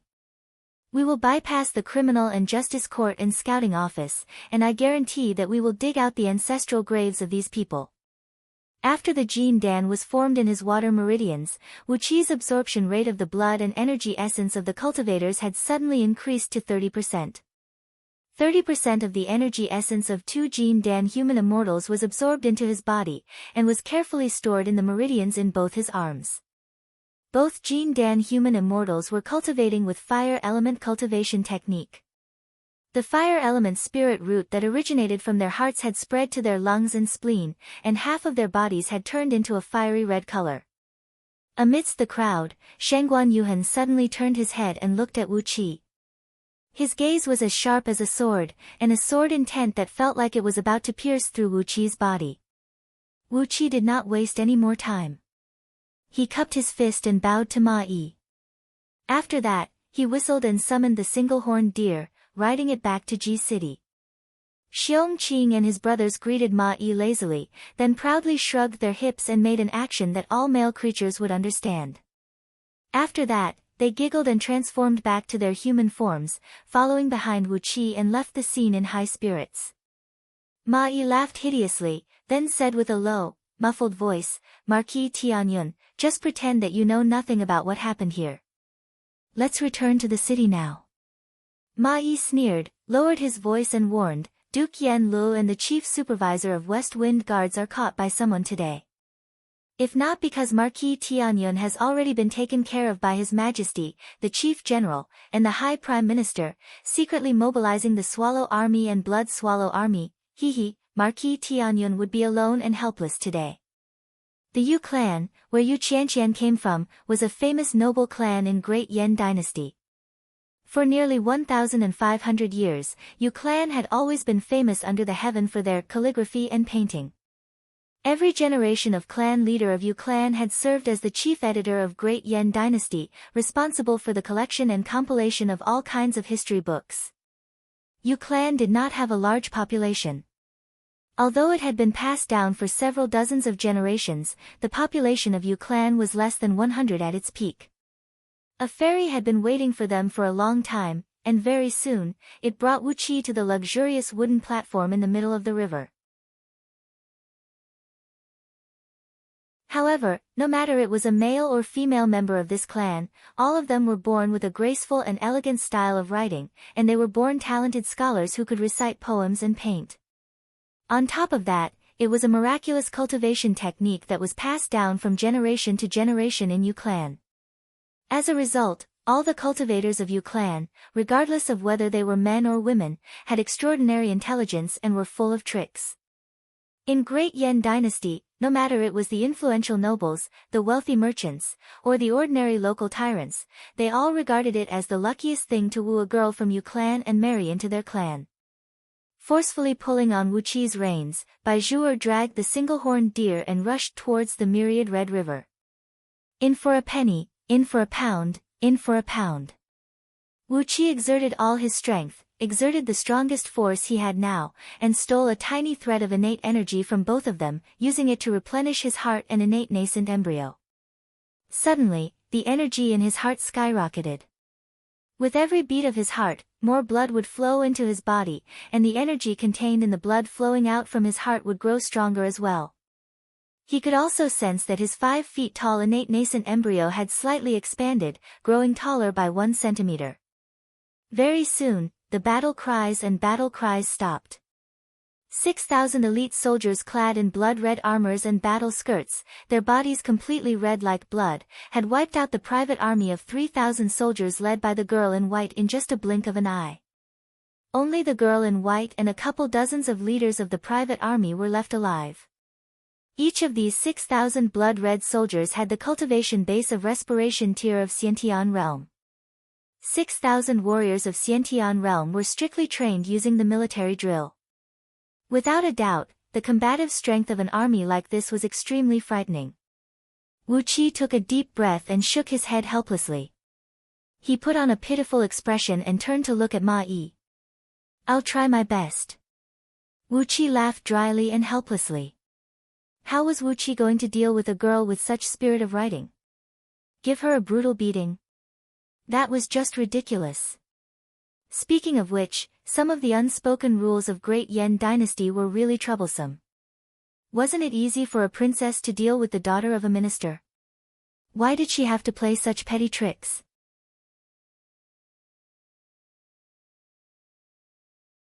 Chapter 142. Princess Zhanglu, who was sitting behind the table with a frown on her face, was immediately overjoyed. Her wrinkled little face smoothed out, and her pair of slender eyebrows arched up. She waved her hand at Wu Qi and said with a smile, "Wu Qi, come here." "Greetings, Sister Yu Qianqian, the most famous and talented girl of Great Yen Dynasty." Yu Qianqian smiled, tilted her head slightly, clasped her hands behind her back and stared at Wu Qi. Wearing a frivolous smile on his face, Wu Qi walked through a large group of young men clad in white robes, waving his hand at Yu Qianqian and said, "Young Miss Yu Qianqian, I've long heard of your great name." To be honest, Wu Qi had retracted his innate energy, and as he walked with flimsy steps, he looked even worse than an ordinary man. The impression he gave to the others was that his body was always moving up and down in a strange manner, and he did not look decent at all. It was very inconsistent with the elegant and romantic appearance of this place that was filled with distinguished guests. There was never a lack of hotheads among these young men, and there was no lack of men with ulterior motives who were willing to show off in front of Yu Qianqian, so as to deepen their impression in her heart. Immediately, over 30 young men, each clad in the same white robe and with an expensive jade pendant hanging on their waist, rose to their feet. They pointed their fingers at Wu Qi and shouted, "Who are you? Why didn't you take a bath and change your clothes before coming here? What kind of place is this? How can you be so rude?" Wu Qi halted his steps in surprise. He looked around at those young men clad in white robes and tall crowns, who were dressed in a serious manner. Then, he looked at his own green robe, which was messy and stained with grass due to all the running and fighting.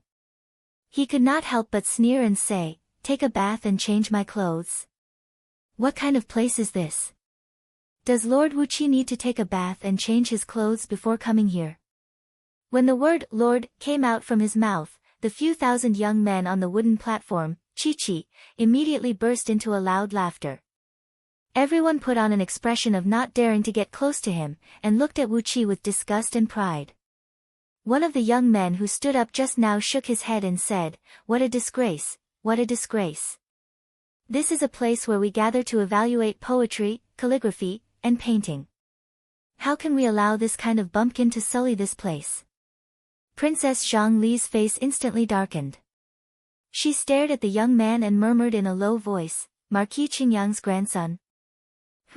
If this empress doesn't think of a way to abolish your right of inheritance, then this empress isn't called Zi Xian. How can I remove your right to inherit the position of Qingyang Marquis? Might as well punish Marquis Qingyang as well. But, what crime should he be charged with?" While Princess Zhonglu was pondering in a low voice about how she was going to deal with these young men who dared to disrespect Wu Qi, Yu Qianqian, who was standing right next to her, heard Princess Zhonglu talking to herself. Yu Qianqian frowned. She stretched out her hand and pressed on the air, then shouted with a clear voice, "Everyone, silence." When Yu Qianqian opened her mouth, all the young men present on the scene immediately shut their mouths. Then, they sat up straight in their seats with a solemn expression, putting on the most gentle, elegant, and handsome look, looking at Yu Qianqian lovingly. Yu Qianqian smiled faintly and gave Princess Zhonglu a satisfied look. Princess Zhongli's expression turned unsightly immediately. In the minds of these young men, the status of Princess Zhonglu was obviously lower than Yu Qianqian. This made Princess Zhonglu feel very uncomfortable. She stared fixedly at the huge drawing paper in front of her, with the corners of her little mouth curved upwards. With a complacent smile on her face, Yu Qianqian gave Wu Qi a few glances, and when she saw the few bloodstains on Wu Qi's clothes, her expression changed slightly. She gave all the young men present on the scene a glance of warning, then turned to Wu Qi and said with a gentle tone, "Marquis Tianyun, Wu Qi, Marquis Wu, I, Yu Qianqian, offer my greetings. This is the place where I gather my friends to appreciate poems, calligraphy, and paintings every year. Taking a bath and changing clothes is just a custom, so as not to tarnish the exquisite writings and paintings under the heaven." Yu Qianqian sighed lightly, then turned to Wu Qi and said with a smile, "This is a rule set by all of us, and we all abide by it. We don't mean to make things difficult for Marquis Wu." After staring fixedly at Yu Qianqian for a long while, Wu Qi suddenly burst out into a loud laughter. Intentionally or unintentionally, his laughter emanated the unique aura of a Xiantian realm warrior. The deafening laughter spread out in all directions, shaking the water of the myriad red river to the height of 1 foot, and rocking the wooden platform beneath his feet. If it were not for the iron anchors tying the wooden platform, it would have long been overturned by the waves. Preposterous. What a joke. Is it necessary to take a bath and change clothes before the exquisite writings and paintings can be displayed? This is the biggest joke since the creation of the world. Wu Qi gazed at Yu Qianqian disdainfully, sneered and said, "Must take a bath and change clothes before the exquisite writings and paintings can be displayed? Only when the exquisite writings and paintings can be displayed? This is simply neglecting the essentials and focusing on the trifles, an act that is as stupid as a pig.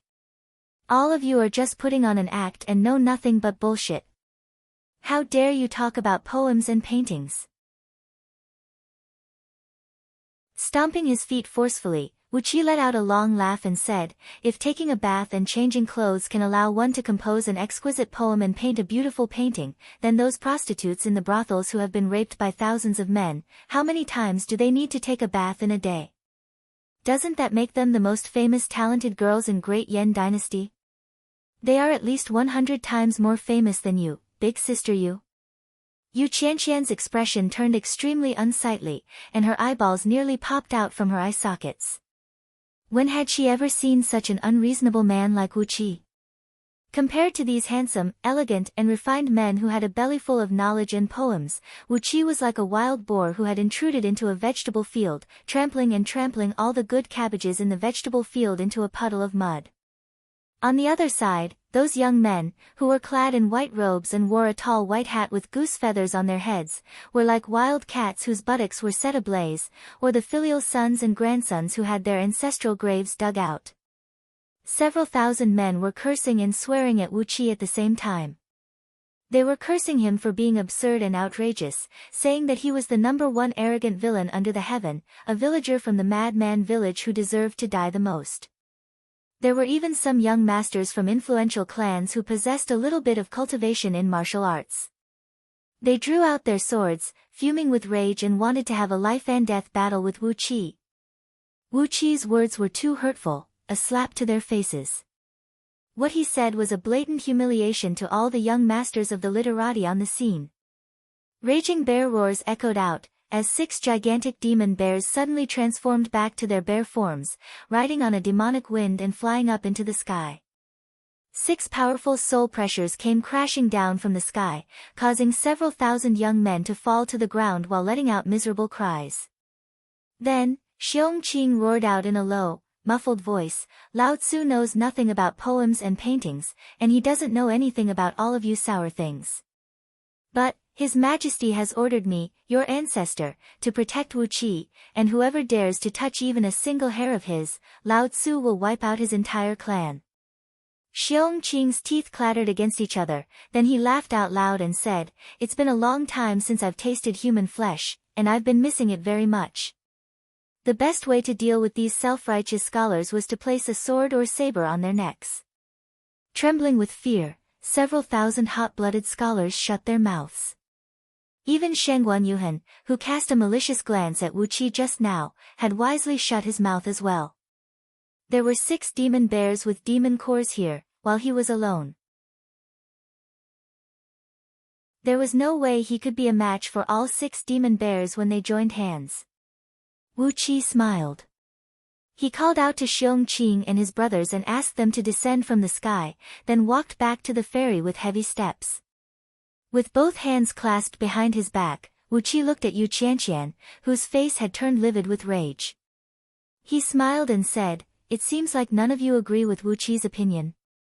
He, you are indeed a group of hypocrites who know nothing but a bunch of self-proclaimed learned scholars. Big sister Yu, what is the topic of today's poetry and painting meeting? Tell us." Yu Qianqian's lips were trembling, and she could not say a word for a long time. On the other side, Princess Zhanglu was smiling so widely that her eyes were narrowed into 2 fine lines. She looked at Wu Qi smilingly, smiled tenderly and said, "Today, Big Sister Yu has just commented on Shengguan Yuhan, the youngest sect elder of Heaven-Breaking Sword Sect, his poem, The Journey of an Immortal. After that, Big Sister Yu said that we mortals can never guess the realm of immortals. Therefore, today's topic is to go against her Tao. Instead of writing about immortals, I'll write about the poems written by ordinary people."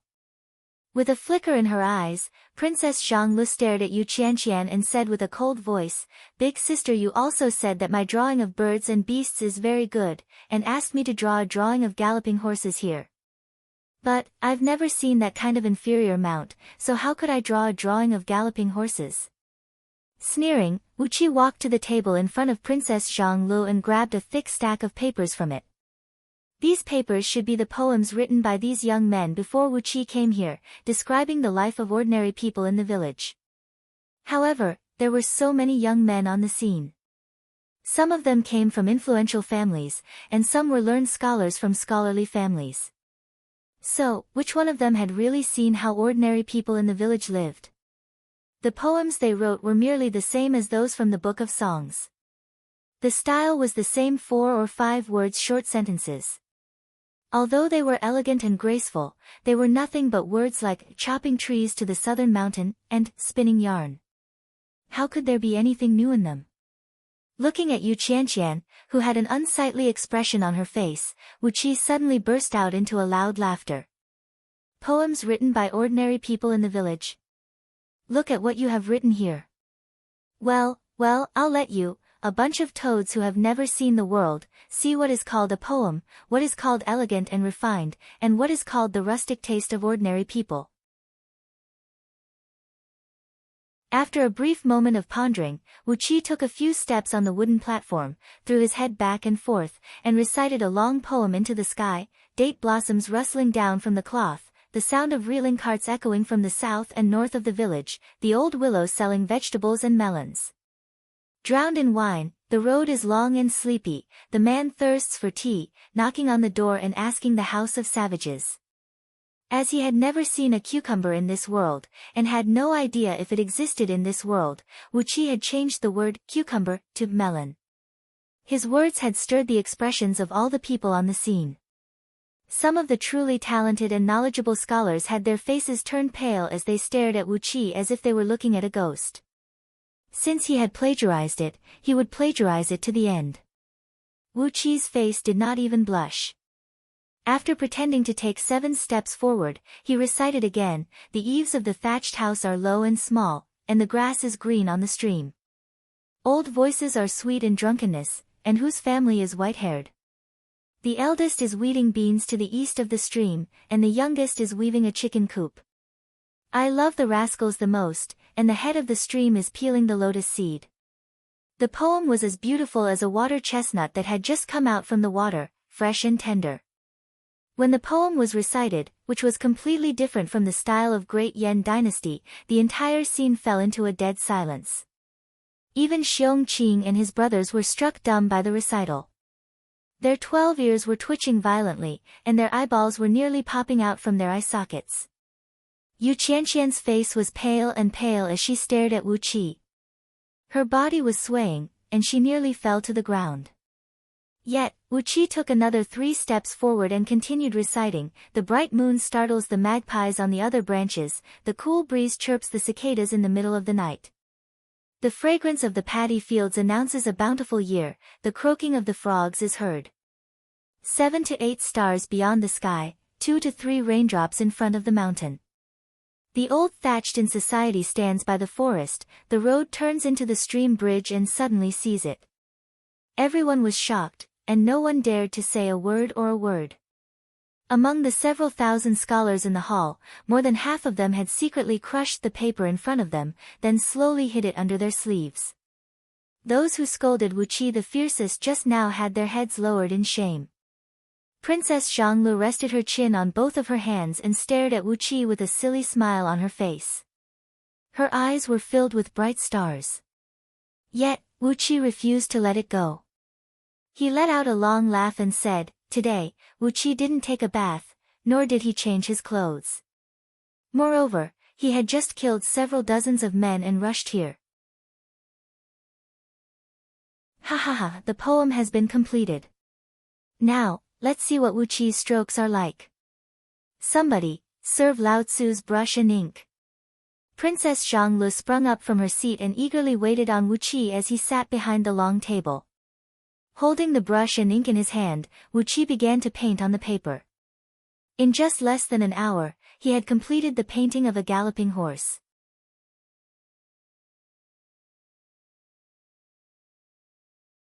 Chapter 143. When it came to drawing horses, old Mr. Su Beihong's horses were undoubtedly the best. The underhand sect had obtained a lot of rare and precious items on earth, and old Mr. Su Beihong had quite a few paintings of galloping horses. Lu Xiaobai was an extremely cultured man. Every single day, she would copy the same painting over and over again. But in fact, in Wuqi's eyes, he was just trying to make a counterfeit to deceive others. However, the painting of galloping horses that Lu Xiaobai had painstakingly cultivated for several years was vividly displayed by Wuqi today, shocking everyone present. On the huge drawing paper that was 30 feet long and 10 feet wide, Wuqi splashed ink with a brush that was as thick as an adult's arm. 7 galloping horses of different shapes and colors appeared vividly on the paper. The horses had strong muscles and bones, their eyes seemed to be glowing brightly, and there seemed to be energy bursting out from their nostrils as well. A vigorous life force came rushing out from their nostrils, as if they were about to leap out from the drawing paper. Using only ink of different shades, Wuqi had drawn 7 fine horses that gave people a feeling of colorful colors. This technique could no longer be described as a technique, it was close to the Dao. With Jean Dan's extraordinary ability as a human immortal, he had imprinted a thread of divine sense into the 7 fine horses. That was why the drawing could move people's hearts and souls. When a few white-robed youths carefully propped up the painting of galloping horses with a pole and showed it to the several thousand people around them, they could not hold back their cries of surprise, which were as loud as a clap of thunder, causing the surrounding water to sway up and down. Some of the slightly older scholars were also knowledgeable.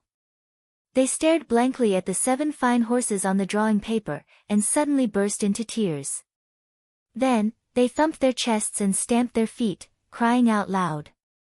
They had immersed themselves in the Tao of painting for decades, yet their attainments were actually not as good as Wu Qi, a young man who had not even reached his 20s. How could they accept this? Like a proud little peacock, Princess Zhanglu stood proudly right next to Wu Qi with arms akimbo, her delicate little chin tilted up complacently with her arms akimbo, and snorted a few times at Yu Qianqian, who had a pale face, in an extremely provocative manner. The style of the 3 poems was completely different from the popular poems of Great Yan Dynasty, but it was fresh and elegant. Together with this painting of galloping horses, Princess Zhanglu had gained a lot of face. In the past years, he was always humiliated by Yu Qianqian in every poetry and painting party. But, because of the grudge between them, he still had to show up in the poetry and painting party every year. He couldn't possibly show his weakness and admit defeat to Yu Qianqian. Fortunately, they had Wu Qi this year. They had regained the face they had lost in the past. Complacently, Princess Zhanglu twisted her tiny waist and flung her huge skirt into a big green flower. Then, she smiled complacently and said, "Who else wants to compete with Marquis Tianyun in painting and poetry? I'll offer a reward here. Whoever can win against Marquis Tianyun, I'll let him accompany me on an outing for 3 days." He. When she spoke of her proud words, Princess Zhanglu couldn't help but laugh out loud. However, she was too excited. Her laughter suddenly burst out from her throat. It was a very sharp and sonorous laugh, which startled even herself. The 5-colored divine rays stretched out slowly behind Princess Zhanglu's back. As she was in a great mood, the 5 colors of the divine rays behind Princess Zhanglu's back had become distinct today. They shot out from her back like 5 long rainbows, shooting straight up to a height of 1,000 feet. The surrounding river water had become as flat as a mirror. However, underneath the smooth surface of the water, which was as smooth as egg white, were countless tiny whirlpools the size of a human palm. It was exactly what Princess Zhanglu was feeling right now. Yu Qianqian's expression kept changing as she stared at the majestic painting of galloping horses. After a long while, she forced out a smile, turned to Wu Qi and said, "Marquis Wu is indeed a generous artist. This painting of galloping horses is indeed bold and unconstrained, but it's not very exquisite." The 5-colored divine rays behind Princess Zhanglu retracted and abruptly transformed into a clump of 5-colored chaos. She looked like a little hen whose feathers were plucked by someone, and was about to step forward and argue with Yu Qianqian in a threatening manner. "Not exquisite enough. Not exquisite enough. The theme you gave is a painting of galloping horses, not a painting of fleas." Wu Qi pulled Princess Zhanglu back, stared at Yu Qianqian, who had her eyes sparkling, and said with a faint smile, "Not exquisite enough? That's right, this horse is so bold and vigorous. Only men like us, who kill and burn, can appreciate it." Miss Yu Qianqian, a pampered young lady who grew up in a flower garden, would never understand the heroic sentiment. "Fine, if you want an exquisite one, Wu Qi has it here as well." After letting out a few loud laughs, he asked the serving ladies on the wooden platform to lay out a fine white brocade. After that, Wu Qi asked for a set of tiny brushes and various colors of paints, mixing the colors himself. After that, he picked up the tiny brushes and began to paint on the brocade. If he wanted an exquisite painting, a luxurious painting, and a painting that Yu Qianqian could not find any flaws in, there was no other choice but Emperor Huizong's painting of rare birds. Just like old Mr. Su's painting of galloping horses, the underhand sect had a few of Emperor Huizong's paintings of rare birds, and Lu Xiaobai had copied them thousands of times. Thus, almost all the strokes had become her instinct. Wu Qi did exactly the same thing. With Jean Dan's excellent control over his fleshly body, like a laser photocopier, he managed to copy a painting of rare birds in just 1 hour. A golden pheasant with gorgeous feathers and a lively expression was standing on the branch of a flowering tree. The whole painting was neat and meticulous, with gorgeous colors and a strong air of nobility. When a few white-robed youths hung up the picture of the rare bird with a pole, the wooden platform once again emitted a landslide-like exclamation. Some people even staggered forward, wishing that they could drill their bodies into the picture. Several thousand men surged forward, and the order on the wooden platform was immediately thrown into chaos. Princess Xianglu glared at them and unleashed a 5-colored divine ray behind her back, unleashing a tremendous force that pushed back those white-robed young men. Then, she snapped sternly, "What's the rush? What's the rush? This painting belongs to me. Who dares to damage it or make it wrinkle?" Humph. Then, she pointed her finger at the river. A bolt of lightning as thick as a bowl smashed onto the surface of the river with a deafening rumble, creating a large pit several hundred feet in circumference on the surface of the river, while waves rose several hundred feet high. After that, no one dared to move recklessly on the wooden platform. Everyone held their breath, staring quietly at the 2 paintings in front of them. Some of them even kept repeating the 3 poems written by Wu Qi over and over again in a low voice. No matter it was the poems or the paintings, Wu Qi had struck them so hard that they could not even speak a single word. Yu Qianqian stared blankly at the 2 paintings with completely different styles. Her face flushed, then turned pale, then turned green, and her body kept shivering. For a long time, she could not speak a single word. Only after a full quarter of an hour did Yu Qianqian finally turn her head around and stared blankly at Wu Qi. Wu Qi waved his hand hastily and said, "Big sister Yu, please don't ask me about any books or anything like that. Wu Qi is just a savage from the countryside. If you want me to recite a few crooked phrases and write a few lines about beasts, I can do it. But if you want me to tell you some articles about governing the country, or some books about managing the affairs of the world, Wu Qi really doesn't know how to do that." Cupping his fist, Wu Qi pulled the hand of Princess Xianglu, whose face was filled with a smile, and walked towards the ferry. If not for the sake of Princess Xiangli's face, Wu Qi would not be bothered to fool around with this group of fools, who had eaten too much and had nothing better to do, pretending to be cultured and elegant. Just now, he had drawn his sword and chopped several dozens of living men, and there was still a great amount of Jean Dan's human immortal essence in his meridians that had not been absorbed yet. So, he had the time to pretend to be a cultured and elegant man, and play around with this group of young masters who had nothing better to do all day long. Yu Qianqian was taken aback. She was about to stop Wu Qi, but Wu Qi had already blocked off all possible excuses for her to make things difficult for him. He had said it himself, he only knew a few crooked phrases and a few lines about beasts. Asking him to write an article about governing the country and managing the affairs of the world, he was just a savage from the countryside, and he would never know how to do that. First, he had shown his face, and then he had blocked off all possible excuses for making things difficult for her. What Wu Qi had done was a slap to her face. With a poem like that and a painting like that, he had claimed that he was just a savage from the countryside. Then, where did he put the several thousand scholars who belonged to the upper class of Great Yan dynasty? Clenching her teeth, Yu Qianqian stomped her feet and said, "Marquis Wu, may I know which grandmaster is your master?" Although Wu Qi had told her that he was just a savage from the countryside, Yu Qianqian would never believe it. She was determined to ask him about the inheritance of his poems and painting. She had lost all her face in front of Wu Qi today, and in the future, she would ask her father and grandfather to personally make a move, and make her regain her face from Wu Qi's master. Without even turning his head back, Wu Qi pulled Princess Xianglu, who had her head held high, away from the wooden platform and stepped onto the ferry. He sneered and said, "Which grandmaster is your master?" "My master is a martial artist who only knows how to kill and burn.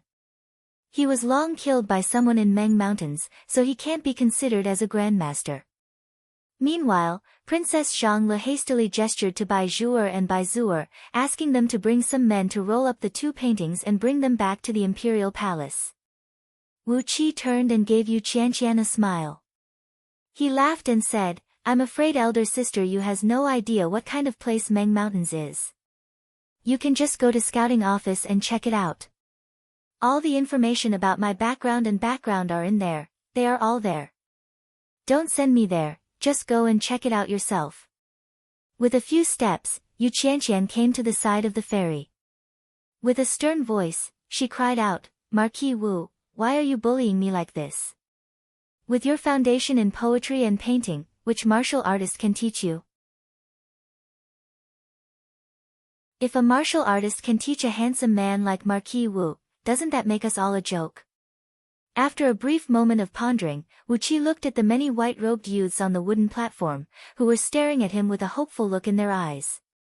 He said, Fine, I'll teach you a lesson today. You can't produce anything by working behind closed doors. This poetry is nothing but the comprehension of the human heart, and this painting is nothing but the projection of the heaven and earth. The mortal world is good for tempering the mind, and the boundless world is good for soothing the mind. If you want to compose a good poem, to paint a good painting, it is impossible to do it under the skirt of a girl. Imitate the heaven and earth.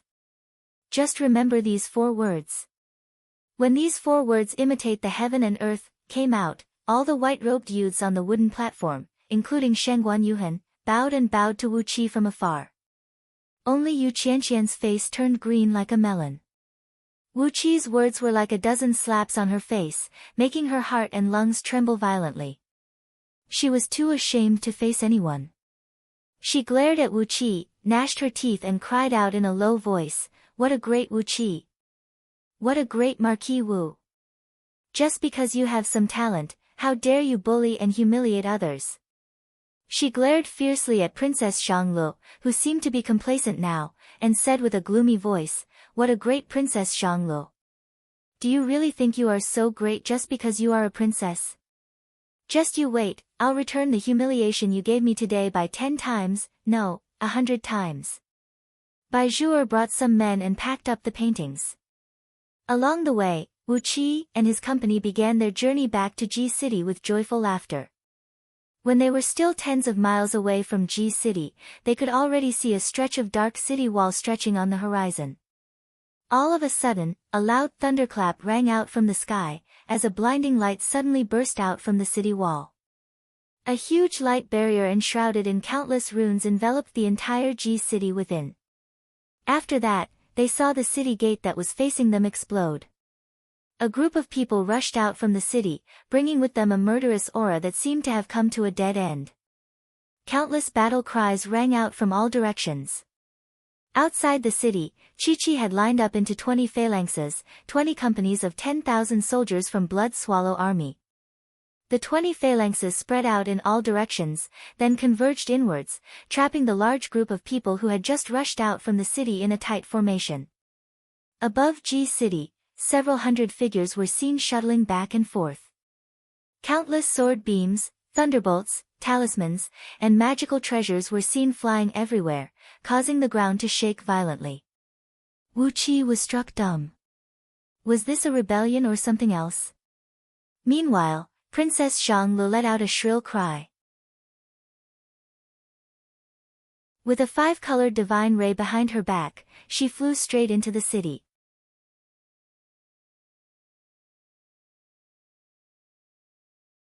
Chapter 144. Wu Qi failed to grab hold of Princess Xianglu, and when he saw her bringing 8 ghost immortals and rushing towards Ji City, he dared not to hesitate. Without hesitation, he ordered Xiong Qing and his brothers to follow closely behind her. Princess Xianglu possessed the cultivation base of Jin Dan realm, and with the protection of 14 Jin Dan realm experts, while Xiong Qing and his brothers possessed the cultivation base of middle stage Jin Dan realm and above, there was absolutely no problem for them to be safe. But, what exactly was going on? Why did such a big mess suddenly occur? Looking at the thick light barrier hovering above Ji City, and the countless huge runes within it, measuring several tens of feet in circumference, it was obvious that the last strategic defensive formation of Ji City had been activated. This formation was a 2-way isolation formation. Once it was activated, not only the people outside the city couldn't get in, even the people inside the city couldn't get out. Unless one was a cultivator who had attained mastery in nascent divinity realm, there was no way he could break through this ultimate defensive formation of G City. Currently, the only weak point of G City was the city gate, which was destroyed by someone from inside the city the moment the light barrier rose. Currently, 200,000 soldiers of Blood Swallow Army had occupied an area of several tens of miles in circumference, guarding the city gates so tightly that not even a drop of water could pass through. The several tens of thousands of soldiers who came rushing out from the city were engaged in a fierce battle with them. Both armies were engaged in a fierce battle. Near the city gate, nearly 100 cultivators of Blood Swallow Army, each clad in a blood-red robe, were waving their swords and unleashing balls of thunder flame, trying to completely seal off the city gate. However, a group of old men clad in pale golden long robes were guarding near the city gate. They kept unleashing powerful talismans one after another, breaking the light barrier that was spreading from the city wall to the city gate. Streams of light kept extending from the surrounding city wall into the city gate. As long as these streams of light were linked together, the ultimate defensive formation of G City would be able to completely seal off the only gap on the city wall. However, those old men in golden robes were guarding in the city gate. While controlling their flying swords to fight against the cultivators of Blood Swallow Army outside the city, they kept unleashing specially made talismans to quickly break the streams of light that came rushing towards them. This gate was the only way for the besieged people to rush out of the city. All of a sudden, a loud boom rang out. Among the nearly 100 cultivators of Blood Swallow Army, nearly half of them pulled out a fist-sized, crimson thunder clapper, crafted using the flame of the crimson sun. After performing an incantation gesture and activating the incantation within the thunder clapper, they quickly threw the thunder clapper towards the golden-robed cultivator in the city gate. These thunder bombs were the secret magical items created by Mo sect of Great Yen Dynasty. Their shells were forged with steel forged with crimson sun flame. Once they exploded, they would release 3,600 1-foot-long needles that shot in all directions. The thunder fire in Lei Jinzi's body was forged by gathering a bit of pure yang evil flame from the earth's core and a bit of pure yang true fire from the 9 heavens high up in the sky. The power of the thunder fire was immense. Once it exploded, everything within a radius of 1,000 feet would be pulverized. Nearly 50 thunder bombs were thrown out at the same time, while all the cultivators of Blood Swallow Army retreated quickly on their flying swords. In the blink of an eye, nearly 100 sword beams shot out, piercing through the air and reaching a distance of several thousand feet away. On the other side, the golden-robed cultivators in the city gate had their faces turned pale. They let out a shrill laugh together and called back their sword beams. A couple dozens of sword beams formed a thick 5-colored light screen in the city gate, shielding them from the incoming attack. A loud boom rang out, as all the thunder bombs exploded at the same time. Inside the city gate, the city wall which had activated its defensive formation remained motionless, as all the power of the thunder bombs shot out through the city gate and spread to both sides. The couple dozens of golden-robed cultivators in the city gate were ripped to shreds, while their sword beams were shattered by the powerful flame thunder bombs. A column of flame, over 100 feet in diameter, shot out from the city gate at top speed. Caught off guard, the Blood Swallow Army and another large troop of soldiers who were engaged in a fierce battle near the city gate were killed by the column of flame, killing several thousand of their men. The crimson flame swept out with a scorching temperature, scorching the ground 2 miles in circumference outside the city gate. The bodies of the soldiers from both sides were instantly turned into ashes, and even their armors were melted by the extremely hot flame thunder bombs. Those soldiers who rushed out from the city let out shrill howls. Upon witnessing this gruesome scene, many of them had a mental breakdown, and no longer had the courage to fight. The soldiers of Blood Swallow Army had witnessed the death of their comrades as well, but none of them made a single sound. Like the most precise machine, they followed the formation that they had been practicing in the past and quickly filled up the gap left behind by their fallen comrades. Still, they lined up in formation and surrounded the enemy. The talismans that shot out from the top of the city wall burst into a blinding light, while countless bright halos began to rush toward the open city gate. In just a blink of an eye, there was only a small hole that was less than 2 feet wide left on the city gate. As long as this hole was blocked, G City would be completely sealed off, and no one would be able to rush out from the city. At that very moment, when the entire G City was about to be completely sealed off, a large golden-red umbrella rushed out from the city, shrouded in a towering flame. The umbrella had a circumference of several tens of feet, and 36 ribs of the umbrella were shooting out beams of light that were as sharp as blades, slicing and shattering the flame that rushed out from the defensive barrier on the city wall. Meanwhile, 12 fist-sized red pearls on top of the umbrella were shooting out a flame that was over 1,000 feet long. Amidst the flame, one could vaguely see hundreds of tiny green serpents, which kept shooting out tiny green thunderbolts and causing the defensive barrier on the city wall to shake violently. A burly man, who stood over 10 feet tall and clad in a golden armor, was holding the umbrella and standing firmly in the city gate. With a stern voice, he roared, "Somebody, escort the young miss out of the city. Quick, quick. All the defensive barriers have been activated, I can't hold on for long." Right after the burly man let out a few roars, a group of over 30 imperial eunuchs, each clad in the robe of a high-ranking eunuch, suddenly appeared on top of the city gate. Each of them was holding a 36 feet tall flagpole in their hands, and on top of it, a formation flag that measured approximately 10 feet in circumference was waving and waving rapidly, bringing up a bright whirlpool that looked like a raging whirlpool. Following the movement of these imperial eunuchs, a flame that reached 1,000 feet tall suddenly burst out from the top of the city wall. Within the flame, countless twisting runes were blinking and blinking rapidly. The power of the defensive formation of G City had been raised to another level. Originally, when the defensive formation of G City was activated, it was a dead formation, just like the formation in the Immortal's Cave of Sword stems from the mind. But now, when these imperial eunuchs were controlling the formation on each of the dozens of city walls, the defensive formation that covered the entire G City had become a living formation with incredible power. There was a huge difference between a dead formation and a living formation, and now, the power of the defensive formation of G City had increased by at least 10 times. Suddenly, the burly man in the city gate let out a miserable howl.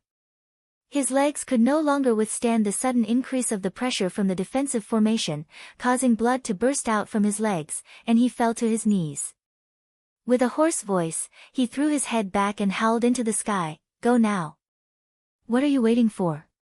Quickly bring young miss away from here." Buzz! The flame on the defensive formation on the city wall rose again, and several dozens of green thunderballs the size of a human head took shape inside the city gate. When these thunderballs appeared, they quickly attached themselves to the surface of the umbrella and exploded.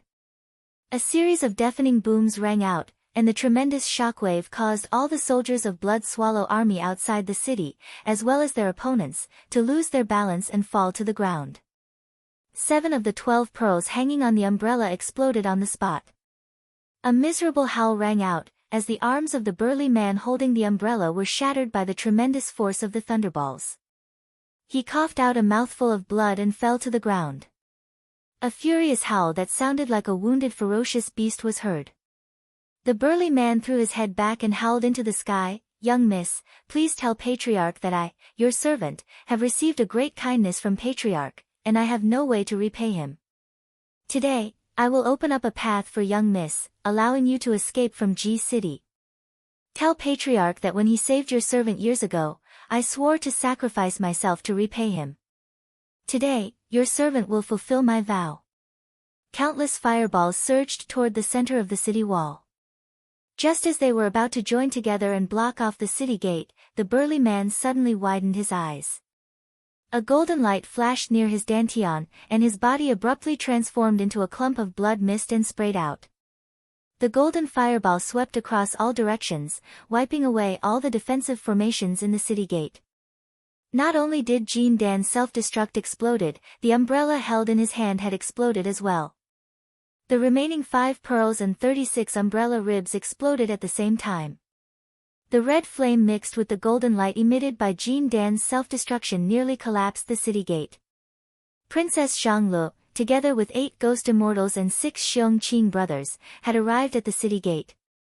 Looking at the golden red fireball rushing toward them, Princess Xianglu let out a clear cry. The 5-colored divine ray behind her back began to roll and roll. With a wave of her hand, she unleashed several hundred tiny beams, which formed into a fine net in front of her and pulled away all the fireball. However, it was, after all, the destructive force caused by the self-explosion of a human immortal. Although Princess Xianglu possessed a magical cultivation technique, she was still forced back by the counterforce.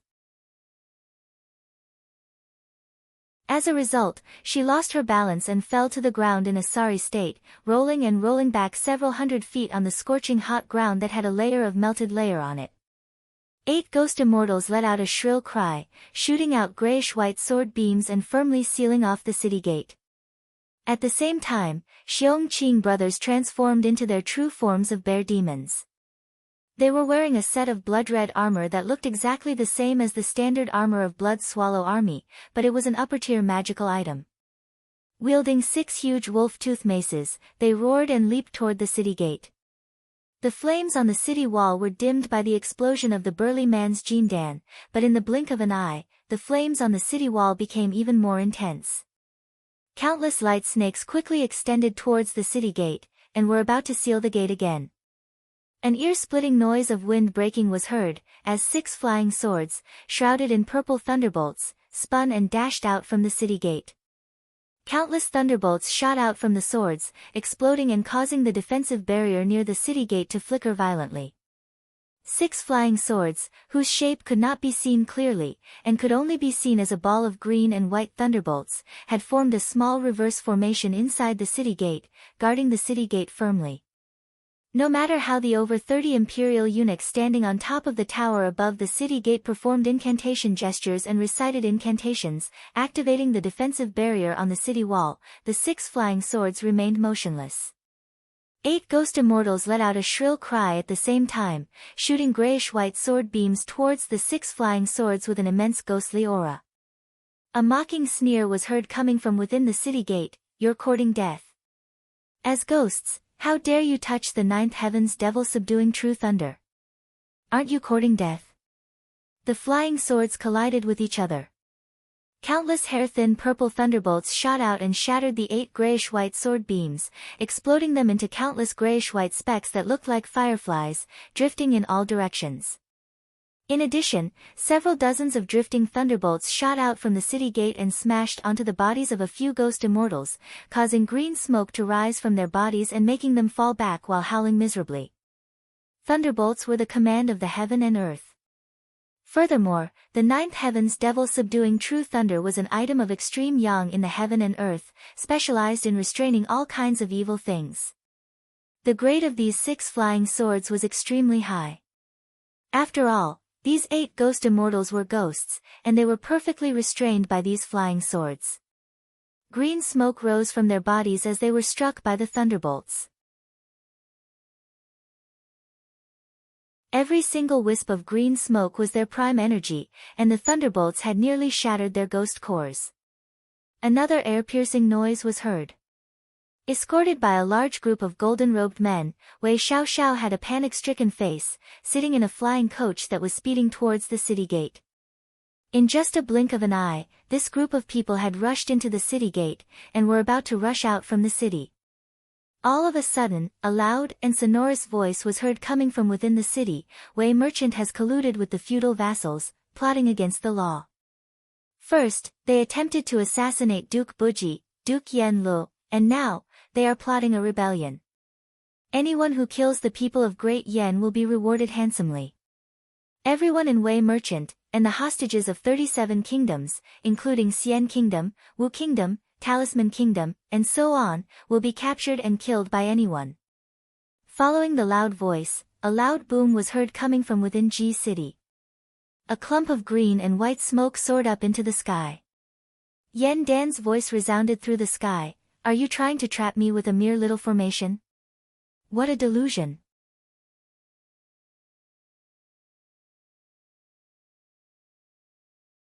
Chapter 145. When Princess Xianglu brought her men and rushed out, Wu Qi had already begun his work. From his storage ring, he took out a dozen 9 cloud-piercing crossbows, and 10 bundles of 1,000 specially made bolts. Hastily, he tied the bolts with the explosive talismans specially made by Heavenly Spirit Sect. After wounding his enemies with explosive talismans twice in a row, Wu Qi had become more and more proficient in using them. As a result, he kept several hundred of them in his storage ring at all times. With the help of the palace guards, several hundred explosive talismans were quickly tied to the bolts. Right at this moment, a loud explosion was heard coming from the front. Wu Qi raised his head up and saw Princess Xianglu being blown away by the self-detonation of a Jin Dan cultivator. After that, 6 flying swords enshrouded in lightning bolts dashed out, firmly guarding the only way out. 8 ghost immortals rushed forward desperately, trying to destroy the 6 flying swords. But instead, they were severely wounded by the 9th heaven's demon subduing true thunder. Letting out strange cries, they transformed into chilly winds and fled to Princess Zhongli's side. Wu Qi kept all the bolts tied with explosive talismans into his storage ring, then took out a dozen cloud-piercing crossbows and sprinted towards the city gate. Along the way, the Blood Swallow army was engaged in a fierce battle with the troops that rushed out from the city gate. Occasionally, some ignorant men would try to hack and slash at Wu Qi, but all of them would be kicked far away by Wu Qi with a casual kick. How could these ordinary peak stage Hotian and respiration tier warriors be a match for him? With just a few leaps, Wu Qi had arrived at a place less than 1,000 feet away from the city gate. Right at this moment, Wei Xiaoxiao, who had an unsightly expression on her face and was escorted by many guards, strode out from the city gate. Princess Xianglu, who had rolled on the ground for a long distance with her face and hair covered in dust, let out a furious roar and soared into the sky. Suddenly, a large patch of dark clouds appeared under her feet, within which, lightning bolts could be seen flashing faintly. When she flew to an altitude of 1,000 feet, thousands of finger-thick silver lightning bolts burst out from the dark clouds, pouring down towards the city gate. Xiong Qing and his brothers, who were rushing toward the city gate with their maces in their hands, raised their heads abruptly.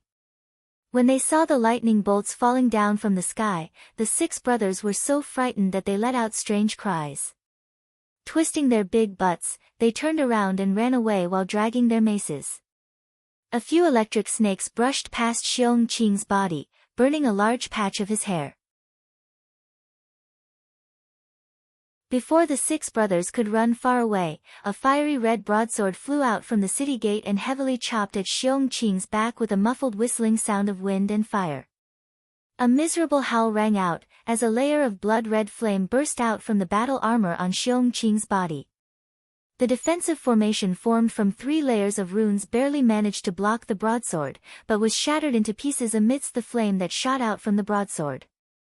The 1-inch thick blood-red armor was sliced apart by the blade, and the fat and muscular Xiong Qing was sent flying hundreds of feet away. His 2 little eyes nearly popped out from his eye sockets, and he opened his mouth and coughed out a mouthful of blood that was filled with the power of fire.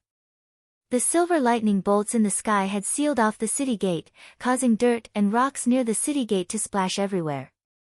Every tiny lightning bolt that landed on the ground would leave behind a large hole that measured several feet in circumference.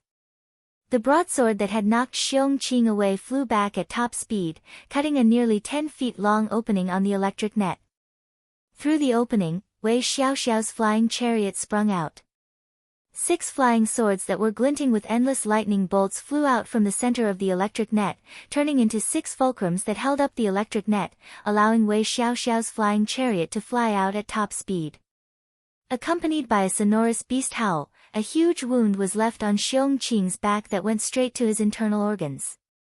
The pain made all his muscles shiver. He spun around ferociously, pointed his finger at the city gate and roared furiously, "Brothers, they are attacking your elder brother. Whip them to death." Swoosh! Swoosh! Swoosh! 6 blood-red beams, each several feet in diameter and nearly 80 feet in length, shot whistling through the air. The large maces held in the hands of Xiong Qing and his brothers produced a wild, soul-stirring noise, bringing along a pungent smell of blood, as they transformed into a strong blood-red beam and thrust towards Wei Xiaoxiao and her company, who had just broken through the electric net. Shrill bird cries rang out, as the clothes on the back of the 7 to 8 tall and skinny young men who were guarding beside Wei Xiaoxiao's chariot suddenly exploded. Colorful bird feathers shot out from their backs, transforming into a pair of large wings that flapped at high speed, bringing their bodies up into the sky at an incredible speed. They transformed into a few balls of wild wind and flew forward at top speed. Both of their hands were holding a strangely shaped, spiral-shaped spear. Countless flickering shadows of the spear were unleashed as they clashed head-on with the maces thrown by Xiong Qing and his brothers. Princess Zhanglu rebuked angrily, "You are from the Winged Kingdom located outside of the East Sea. You are just a small barbaric kingdom. How dare you to act presumptuously in Great Yan Dynasty? Winged Kingdom." Before Wu Qi could recover from the shock of this name, he saw the few young men had transformed into wild wind and clashed head-on with the 6 blood-red beams. A loud clanging noise shook Wu Qi's ears and made him feel a severe pain. The 6 blood-red beams were knocked back several hundred feet, while the few young men from the Winged Kingdom let out a miserable howl. Apart from 2 balls of wind that shot up into the sky with blood splashing everywhere, all the others were smashed to pieces by the tremendous force brought by the maces. Countless feathers, blood, and flesh splashed in all directions, splashing all over the ground. High up in the sky, Princess Zhongli's eyes were blinking with a 5-colored gleam. A ball of lightning was seen flickering between her palms. After that, she recited an incantation under her breath. Immediately, several hundred balls of lightning, glinting with 5-colored gleam, came whistling down from the sky. Most of the lightning bolts were smashing towards Wei Xiaoxiao and her company. Only a dozen of them were smashing towards the last 2 men from the Winged Kingdom. The lightning bolts exploded. The 2 men from the Winged Kingdom had their vitality severely wounded by the impact of the maces, and when they were struck by the full force of the thunderbolts unleashed by Princess Zhanglu, they were instantly smashed to pieces. Not even a single intact feather was left behind. Meanwhile, the rest of the lightning bolts were smashing towards Wei Xiaoxiao and her company with a deafening boom. Sitting inside the flying coach, Wei Xiaoxiao only had half of her body poked out from the window. When she saw the lightning bolts pressing down from above, she immediately cried out hastily, "Where is Wu Fan?" Following Wei Xiaoxiao's loud cry, the coachman who drove the flying coach for her suddenly leaped up. His body, which was about 9 feet tall, expanded abruptly, and a layer of skin on his body exploded, turning into countless pieces of skin that splashed in all directions. A giant, about 40 feet tall, with a skin as fair as ivory, a head of pale green hair, and a pair of eyes that shone with a purple gleam like the stars, suddenly appeared out of nowhere. He stretched both hands and clenched them in the air. An invisible suction force emerged and sucked all the lightning bolts into his palms. Then, this man named Wu Fan clenched his hands together and rubbed them together. The few hundred lightning bolts unleashed by Princess Zhanglu were forcefully kneaded into a 10-feet-long lightning bolt, as tiny as a strand of hair. He raised his head and gave Princess Zhanglu a look, who was struck dumb with astonishment.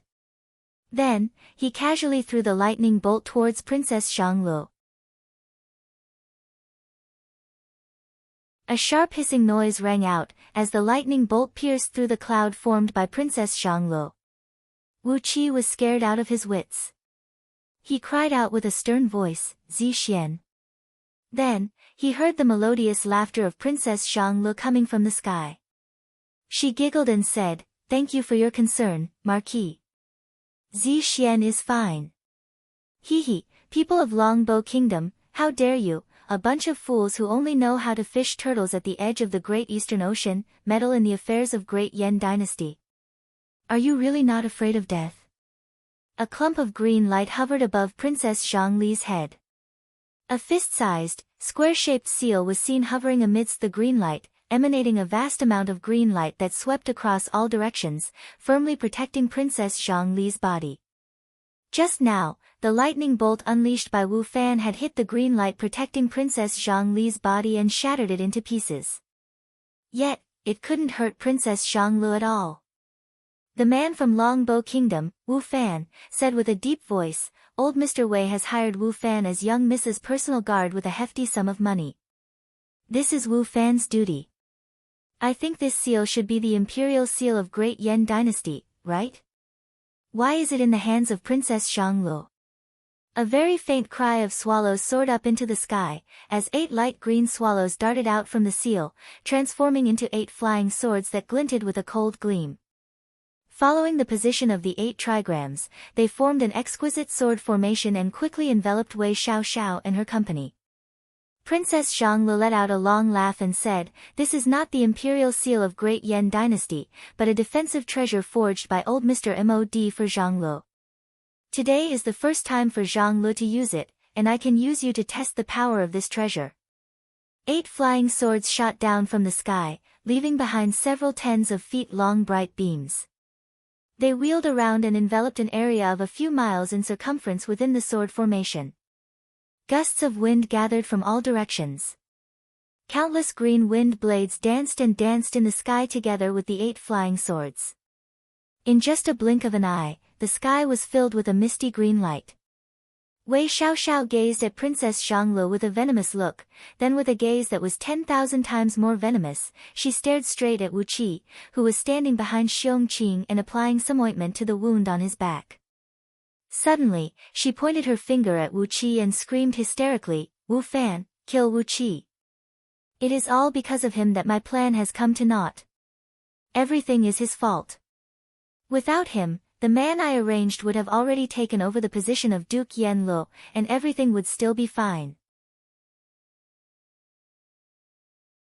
Ignoring the 8 flying swords and the wind blades that blotted the sky, Wu Fan took just one step and arrived before Wu Qi, thrusting his fist right into Wu Qi's face. In front of Wu Fan, who stood over 40 feet tall, Wu Qi was just like a little mouse in front of a big cat. Wu Fan's fist was even bigger than Wu Qi. Although the fist was still several tens of feet away from Wu Qi, the force of the fist had already caused the ground beneath Wu Qi's feet to crack and crack. Wu Qi gave Wu Fan a faint smile, then raised his hands up high. 2 9-cloud-piercing crossbows shot out their bolts. Wu Fan was smiling as well, as if he did not mind it at all. He continued thrusting his fist and thrusting it towards Wu Qi.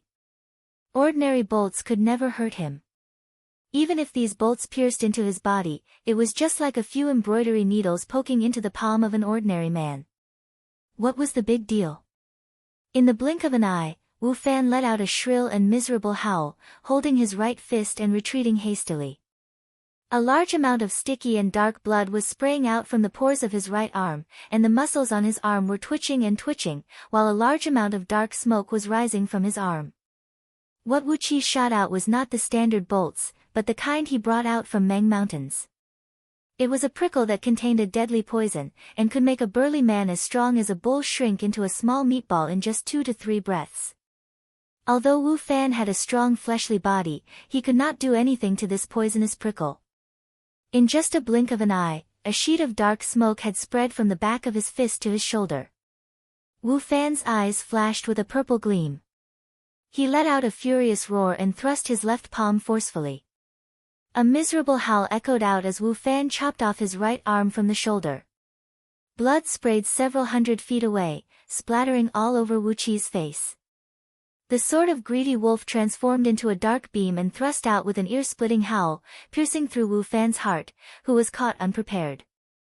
The entire sky was filled with sword beams and wind blades. In just a blink of an eye, a green tornado had tightly trapped Wei Xiaoxiao and her company within it. Princess Zhang Li threw her head back and let out a loud laugh. "Wei Xiaoxiao, be a good girl and stay in Ji City, waiting for my imperial grandpa to deal with you." Then, she pointed her finger at the seal hovering above her head. Immediately, the blades of wind thrust towards the core of the tornado while whistling through the air. Witnessing Wu Fan losing his life, Wei Xiaoxiao's beautiful eyes shone with a ferocious gleam, as if a cornered dog would do something desperate.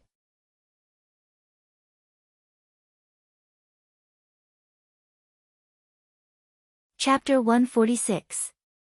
Once again, Yen Dan's loud cry was heard coming from within Ji City. A bunch of shameless fellows, how dare you plot a rebellion?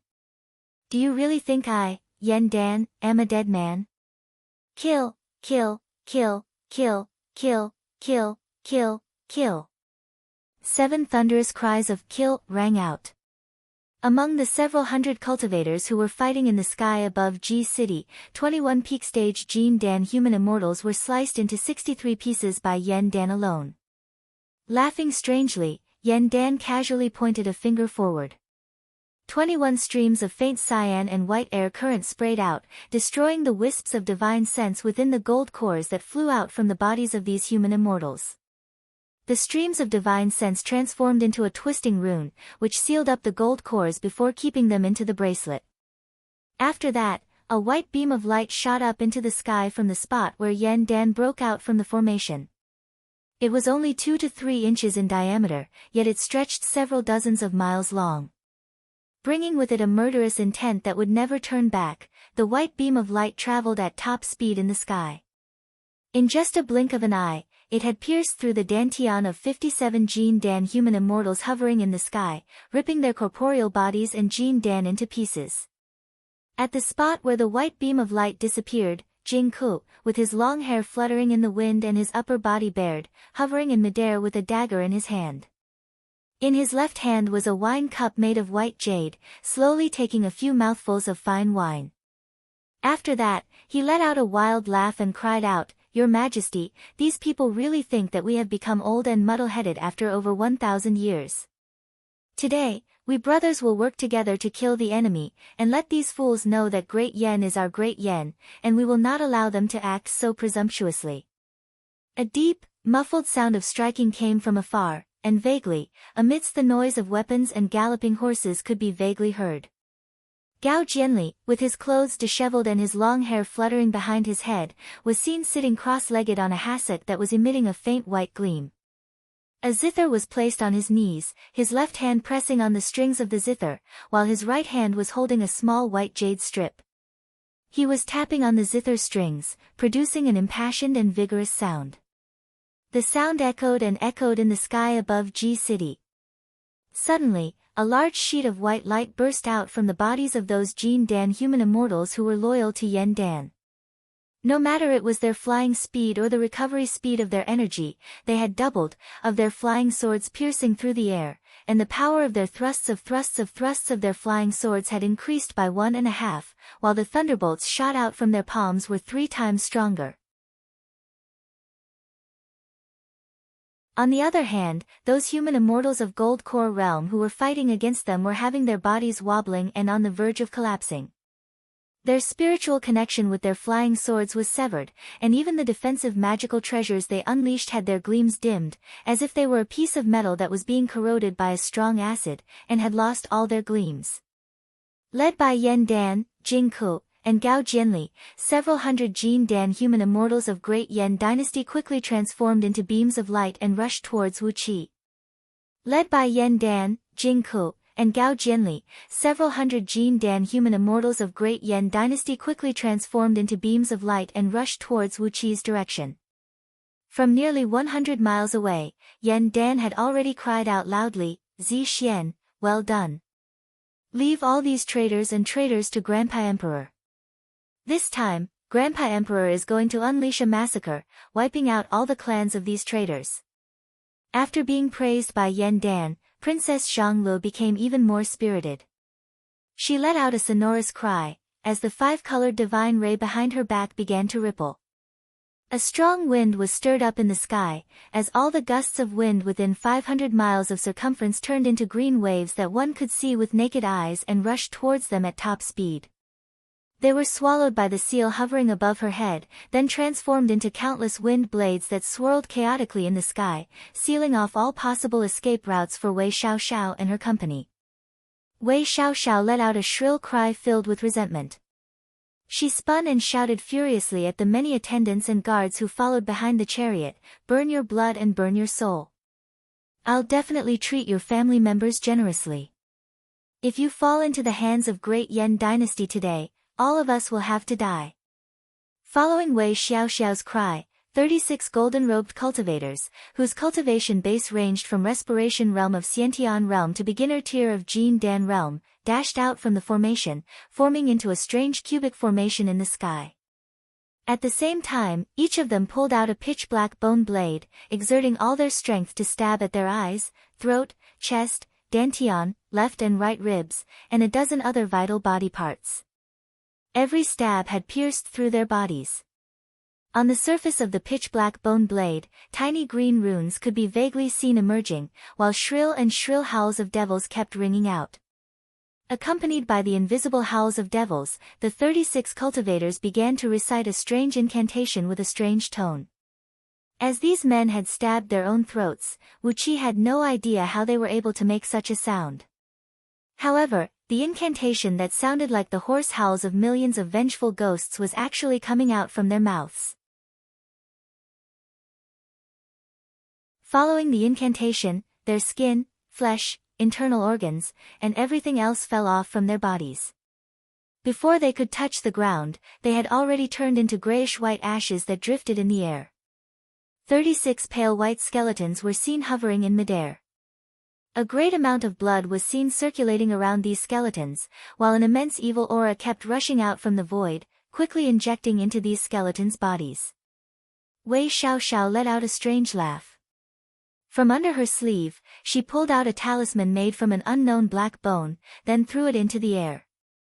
The talisman was 1 foot and 2 inches long, 6 inches wide, and 1 inch and 2 feet thick. Instead of calling it a talisman, it was more accurate to call it a brick. On the surface of the pitch-black talisman, strange runes were inlaid using white human tendons and human hair. Between these runes, there were several hundreds of heads of devils, each as small as a sesame seed. However, even Wu Qi could see them clearly from over 1,000 feet away. These pale green devil heads were baring their fangs, as if they were living creatures. An immense evil aura towered into the sky. Lightly waving her finger, Wei Xiaoxiao let out a hideous laugh and said, "Bring out the sacrificial offerings. These damn fools, it was them who delayed me.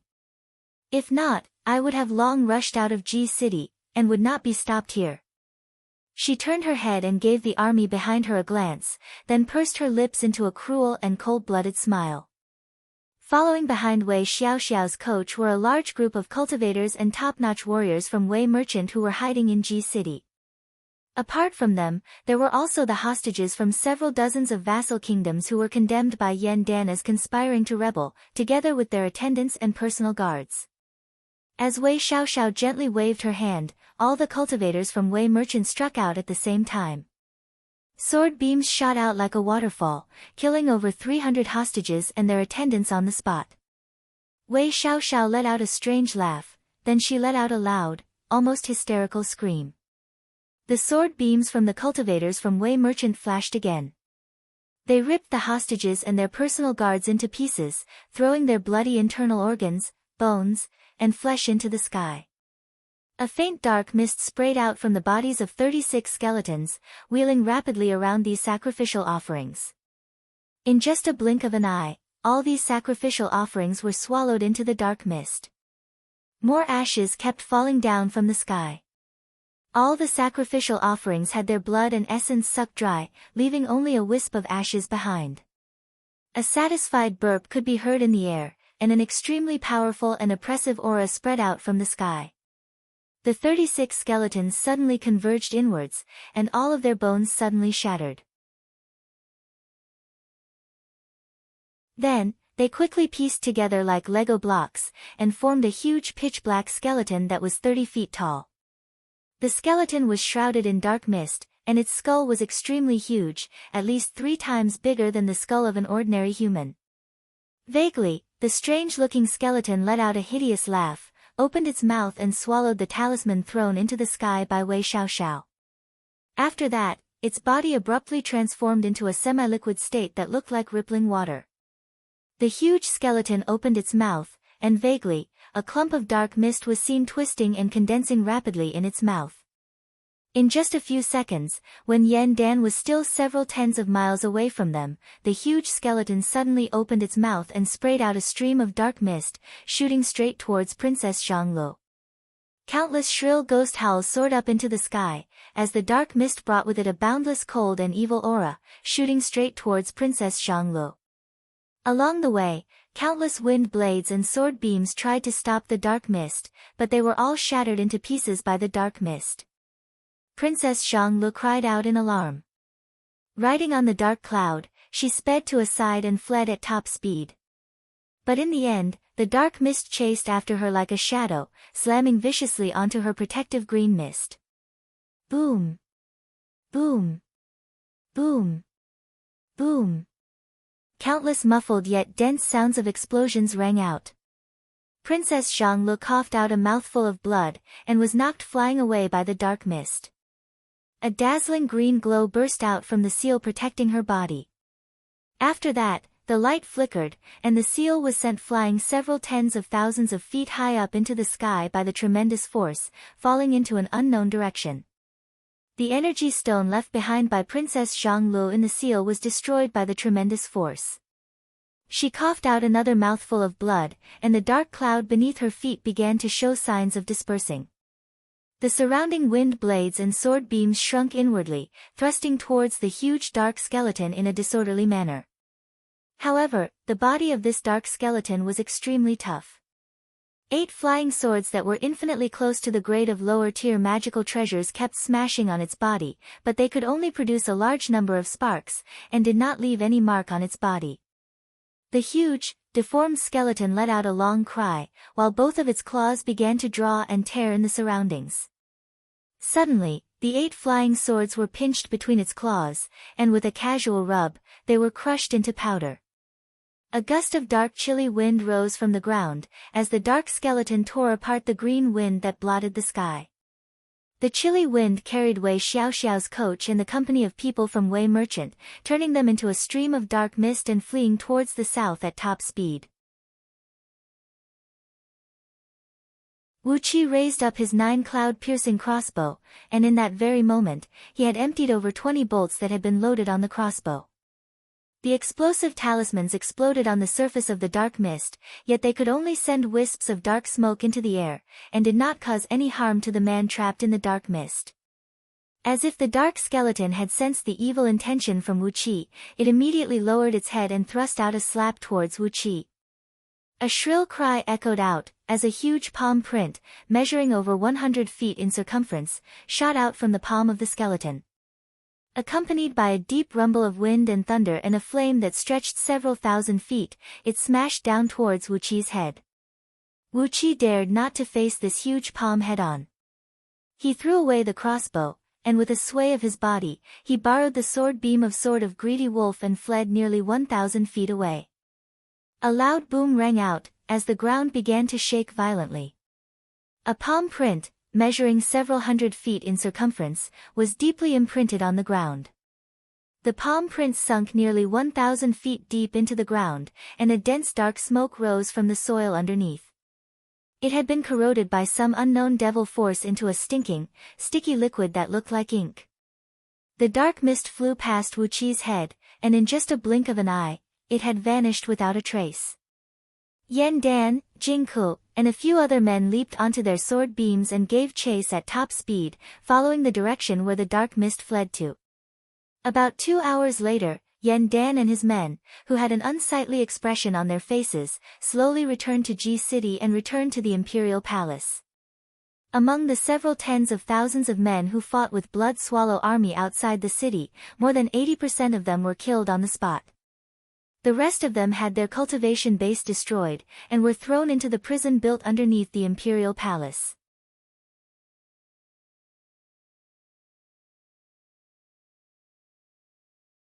Chapter 147. When Wei Xiaoxiao and her company broke free from the siege of Princess Xianglu, Wu Qi had stealthily left the battlefield, exercising the escape art of innate wood element and chasing after them. The escape art of innate wood element was to communicate with the aura of plants in the surroundings by using the aura of innate wood element, transforming himself into a wisp of energy of plants and trees. Borrowing the power of the endless flowers and trees that could be found everywhere in the world, he could travel a short distance like teleportation. With Wu Qi's current cultivation base, which was actually at the realm of Jin Dan human immortal, he could transform into a faint green shadow that could not be seen by naked eyes, shuttling back and forth between the flowers and trees at top speed. Each time he flashed, he could travel 2 to 3 miles. This was the limit of what he could do now. All kinds of escape arts in Scroll of Stealing were incredibly powerful. Not only could they travel at an incredible speed, they could also be easily detected by others. However, they consumed a lot of energy as well. With the cultivation base of Jin Dan, Wu Qi dared not to travel too far at a time, or else, he would run the risk of being exposed. Innate water energy was gathered in his eyes, and a pale blue gleam was swirling in them. While traveling forward, Wu Qi would raise his head and look into the sky from time to time, and he could always see wisps of very faint dark mist stretching towards the south. It was the aura left behind by the huge black skeleton in the air. With the secret skill of spirit eyes in Scroll of Stealing, Wu Qi could see tiny traces that ordinary cultivators could not or would not notice. Occasionally, he would also gather the wood energy in his nasal cavity, carefully transforming it into tiny particles, stimulating the cells in his nasal cavity and making them more sensitive. He could smell a cold and rancid odor in the air, which was the smell left behind by the huge black skeleton. He had no idea where this skeleton was summoned from, but its smell was completely out of tune with the fresh and fragrant smell of this world. After a few hundred flashes, Wu Qi had already traveled over 2,000 miles. Coincidentally, he saw Yan Dan, Jing Ku, and a few other men returning empty-handed. Although their sword beams were extremely fast, the flying speed of the black skeleton controlled by Wei Xiaoxiao was even faster. In just a few flashes, they had left Yan Dan and his men far behind. Resentfully, Yan Dan and Jing Ku searched around for a while. But, as they did not have a technique like Wu Qi who specialized in tracking, they could only roar all the way back to Ji City. With a faint smile, Wu Qi followed the traces left in the air and continued his pursuit. With Great Yan dynasty suddenly attacking Wei merchant and many vassal kingdoms, Wei Xiaoxiao would never have the time to react. Wu Qi had some speculations about Wei Xiaoxiao's next move. He hoped that his speculations were correct, as it would save Wu Qi a great deal of time and energy. The innate escape art of wood element was about 50% faster than the speed of the dark skeletons. Not long after that, Wu Qi had caught up with Wei Xiaoxiao and the others, who were fleeing at top speed. The black clouds suddenly descended, and some of the people from the various vassal states walked down from it, quickly fleeing in all directions. Beside them, there were also some cultivators from the Chamber of Commerce accompanying and protecting them. On the other side, Wei Xiaoxiao and her group of trusted personal guards once again rode on the dark cloud, changing their direction and fleeing westward at high speed. Wu Qi smiled pleasantly. Those fleeing vassal states had nothing to do with him, as eradicating the rebellion was the official duty of Great Yan dynasty. He was only concerned about Wei Xiaoxiao's next move. Since she was fleeing westward, then his estimation was correct. Wei Xiaoxiao was heading to Lu Qingfeng's fief.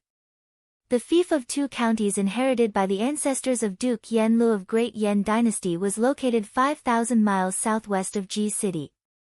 Wei Xiaoxiao fled southward for several thousand miles, then turned westward. Obviously, her destination was Lu Qingfeng's fief. There was no mistaking it. Together with Wei Xiaoxiao and her company, the dark cloud flew for several thousand miles, passing through several hundred cities that were densely populated with people, and gradually entered a dark mountain ridge, where no trees or grass grew. The mountain ridge was undulating, stretching for 2,000 to 3,000 miles. The mountain ridge was so steep that it looked like countless sharp blades were piercing into the sky. From over 1,000 miles away, Wu Qi could see a vast expanse of white mist shooting up into the sky. It was a strange sign formed by the surging gold element energies from underneath the ground. You guys have indeed come to this place. Wu Qi let out a soundless laugh. Hastily, he increased his speed, not hesitating to consume the innate energy in his body, and followed closely behind Wei Xiaoxiao and her company. When they arrived at the mountain ridge, the escape art of wood element had lost its effect. Hastily, Wu Qi switched to the escape art of earth element. Although the speed was slightly slower, it provided better concealment. Following behind Wei Xiaoxiao and her company, they came to a huge rift valley. Although it was called a rift valley, it was a valley with a width of more than 10 miles and a length of more than 200 miles. It was as if a giant had fiercely chopped the ground with a saber to form this valley.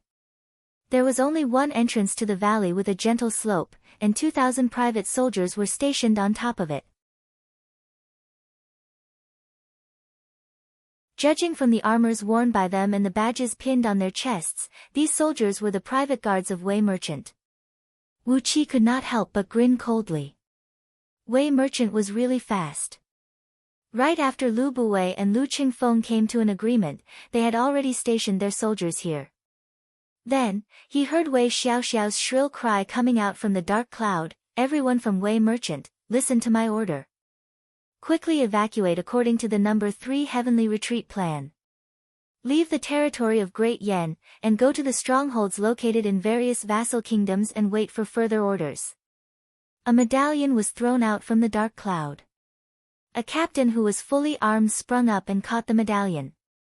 After examining the medallion for a while, the captain knelt down on one knee and cried out loudly, "Your subordinate obeys the order."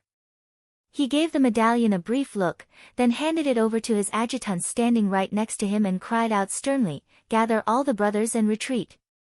Throw away all the burdensome things and change into the clothes of ordinary people.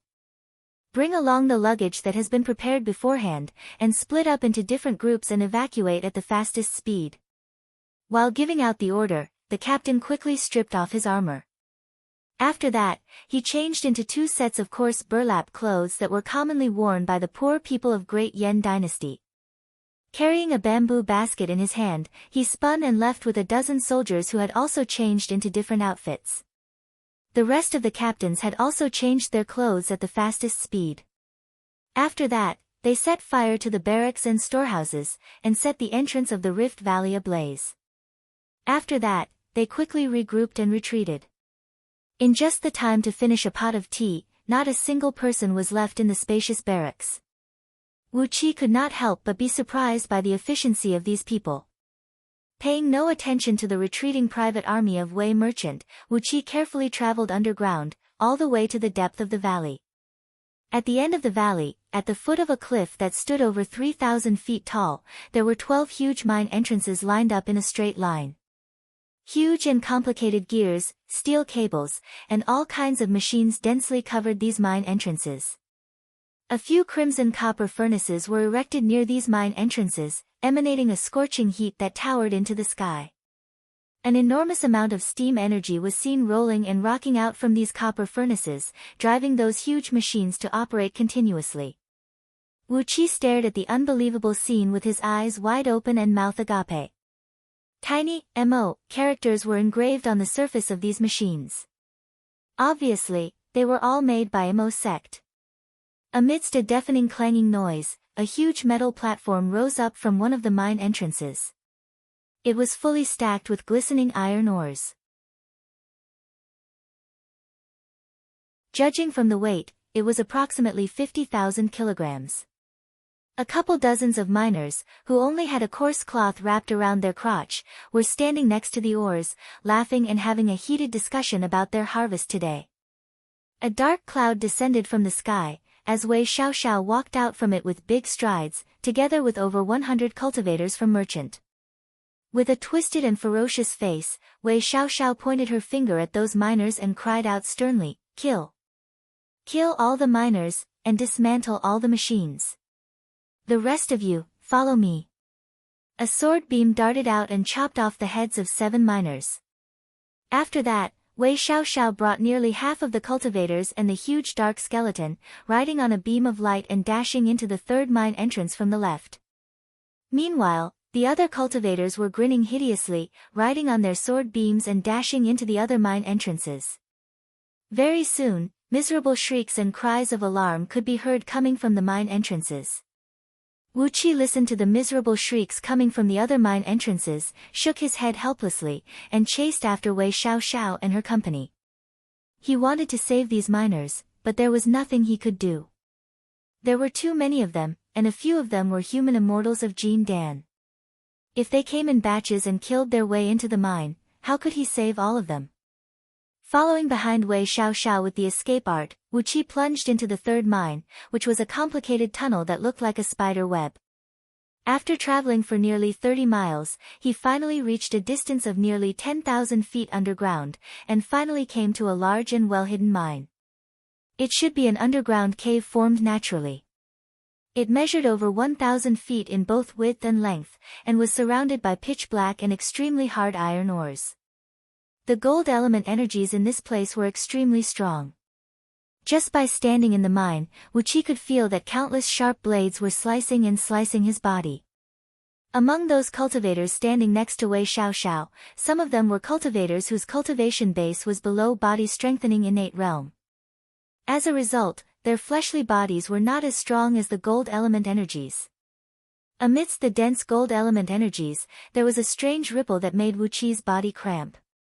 It was as if the ripple had directly penetrated into his body, shaking every single cell and molecule in his body. It was a strange ripple that made even Wu Qi's soul twitch. It was as if it was coming from a place that was extremely far away, yet very close at the same time. It kept shaking the surrounding gold element energies, making them slowly fuse, condense, and transform into a strange existence. Wu Qi was hiding under the ground, trying to sense what this strange ripple was. Suddenly, he heard Wei Xiaoxiao screaming, "Everyone, use your strongest dermic power and strike now. Break the iron wall, dig out the spatial breaching spirit gold." Wei Xiaoxiao leaped and cursed furiously, "We've lost so many men this time. The feudal vassals that we've spent dozens of years to build up will definitely be eradicated by Great Yan Dynasty. The loss is too great. Hurry up and dig out enough spatial breaching spirit gold and give it to Patriarch. Or else, if my power in the clan is stripped away, all of you will die a horrible death." She stomped her feet, threw her head back and screamed, "Damn it! Damn it! Luckily, we didn't send the news of Wei Longfeng's death back to the clan. Otherwise, we can still let this dead man shoulder the responsibility. May the heaven bless us, we must let him shoulder all the blame. It's all his fault. He arranged someone to ambush and kill Wu Qi, which caused our men to be captured, and brought those damn Yan Dan and Jing Ku here." Amidst Wei Xiaoxiao's hysterical curses, several dozens of cultivators unleashed their sword beams and various magical treasures, unleashing all sorts of incantations and talismans, trying their best to bombard the surrounding iron walls in a haphazard manner. The iron wall here was extremely sturdy. Although it was constructed from iron ores, its quality was at least 10 times stronger than a 10,000 years old heavy dark gold. After spending a tremendous amount of effort, the group of cultivators finally managed to open up 7 to 8 tiny holes on the iron wall. Clang! A translucent crystal, about the size of a baby's head, broke out from the iron wall and fell onto the ground. Suddenly, Wu Qi understood what the ripple of gold element energy was. It was some kind of spatial ripple. It was this strange spatial ripple that had caused the gold element energy in this place to undergo a mutation, which then produced the extremely precious spatial breaching spirit gold in this iron mine. You're tuning in to the Blissful Bookshelf YouTube channel. We're so grateful for your support, and don't forget to subscribe to join us on this incredible journey through captivating stories. Your generosity through donations truly makes a world of difference, as it's the primary source of revenue that allows me to expand and enhance this channel for you. Thank you from the bottom of my heart for being a part of this adventure.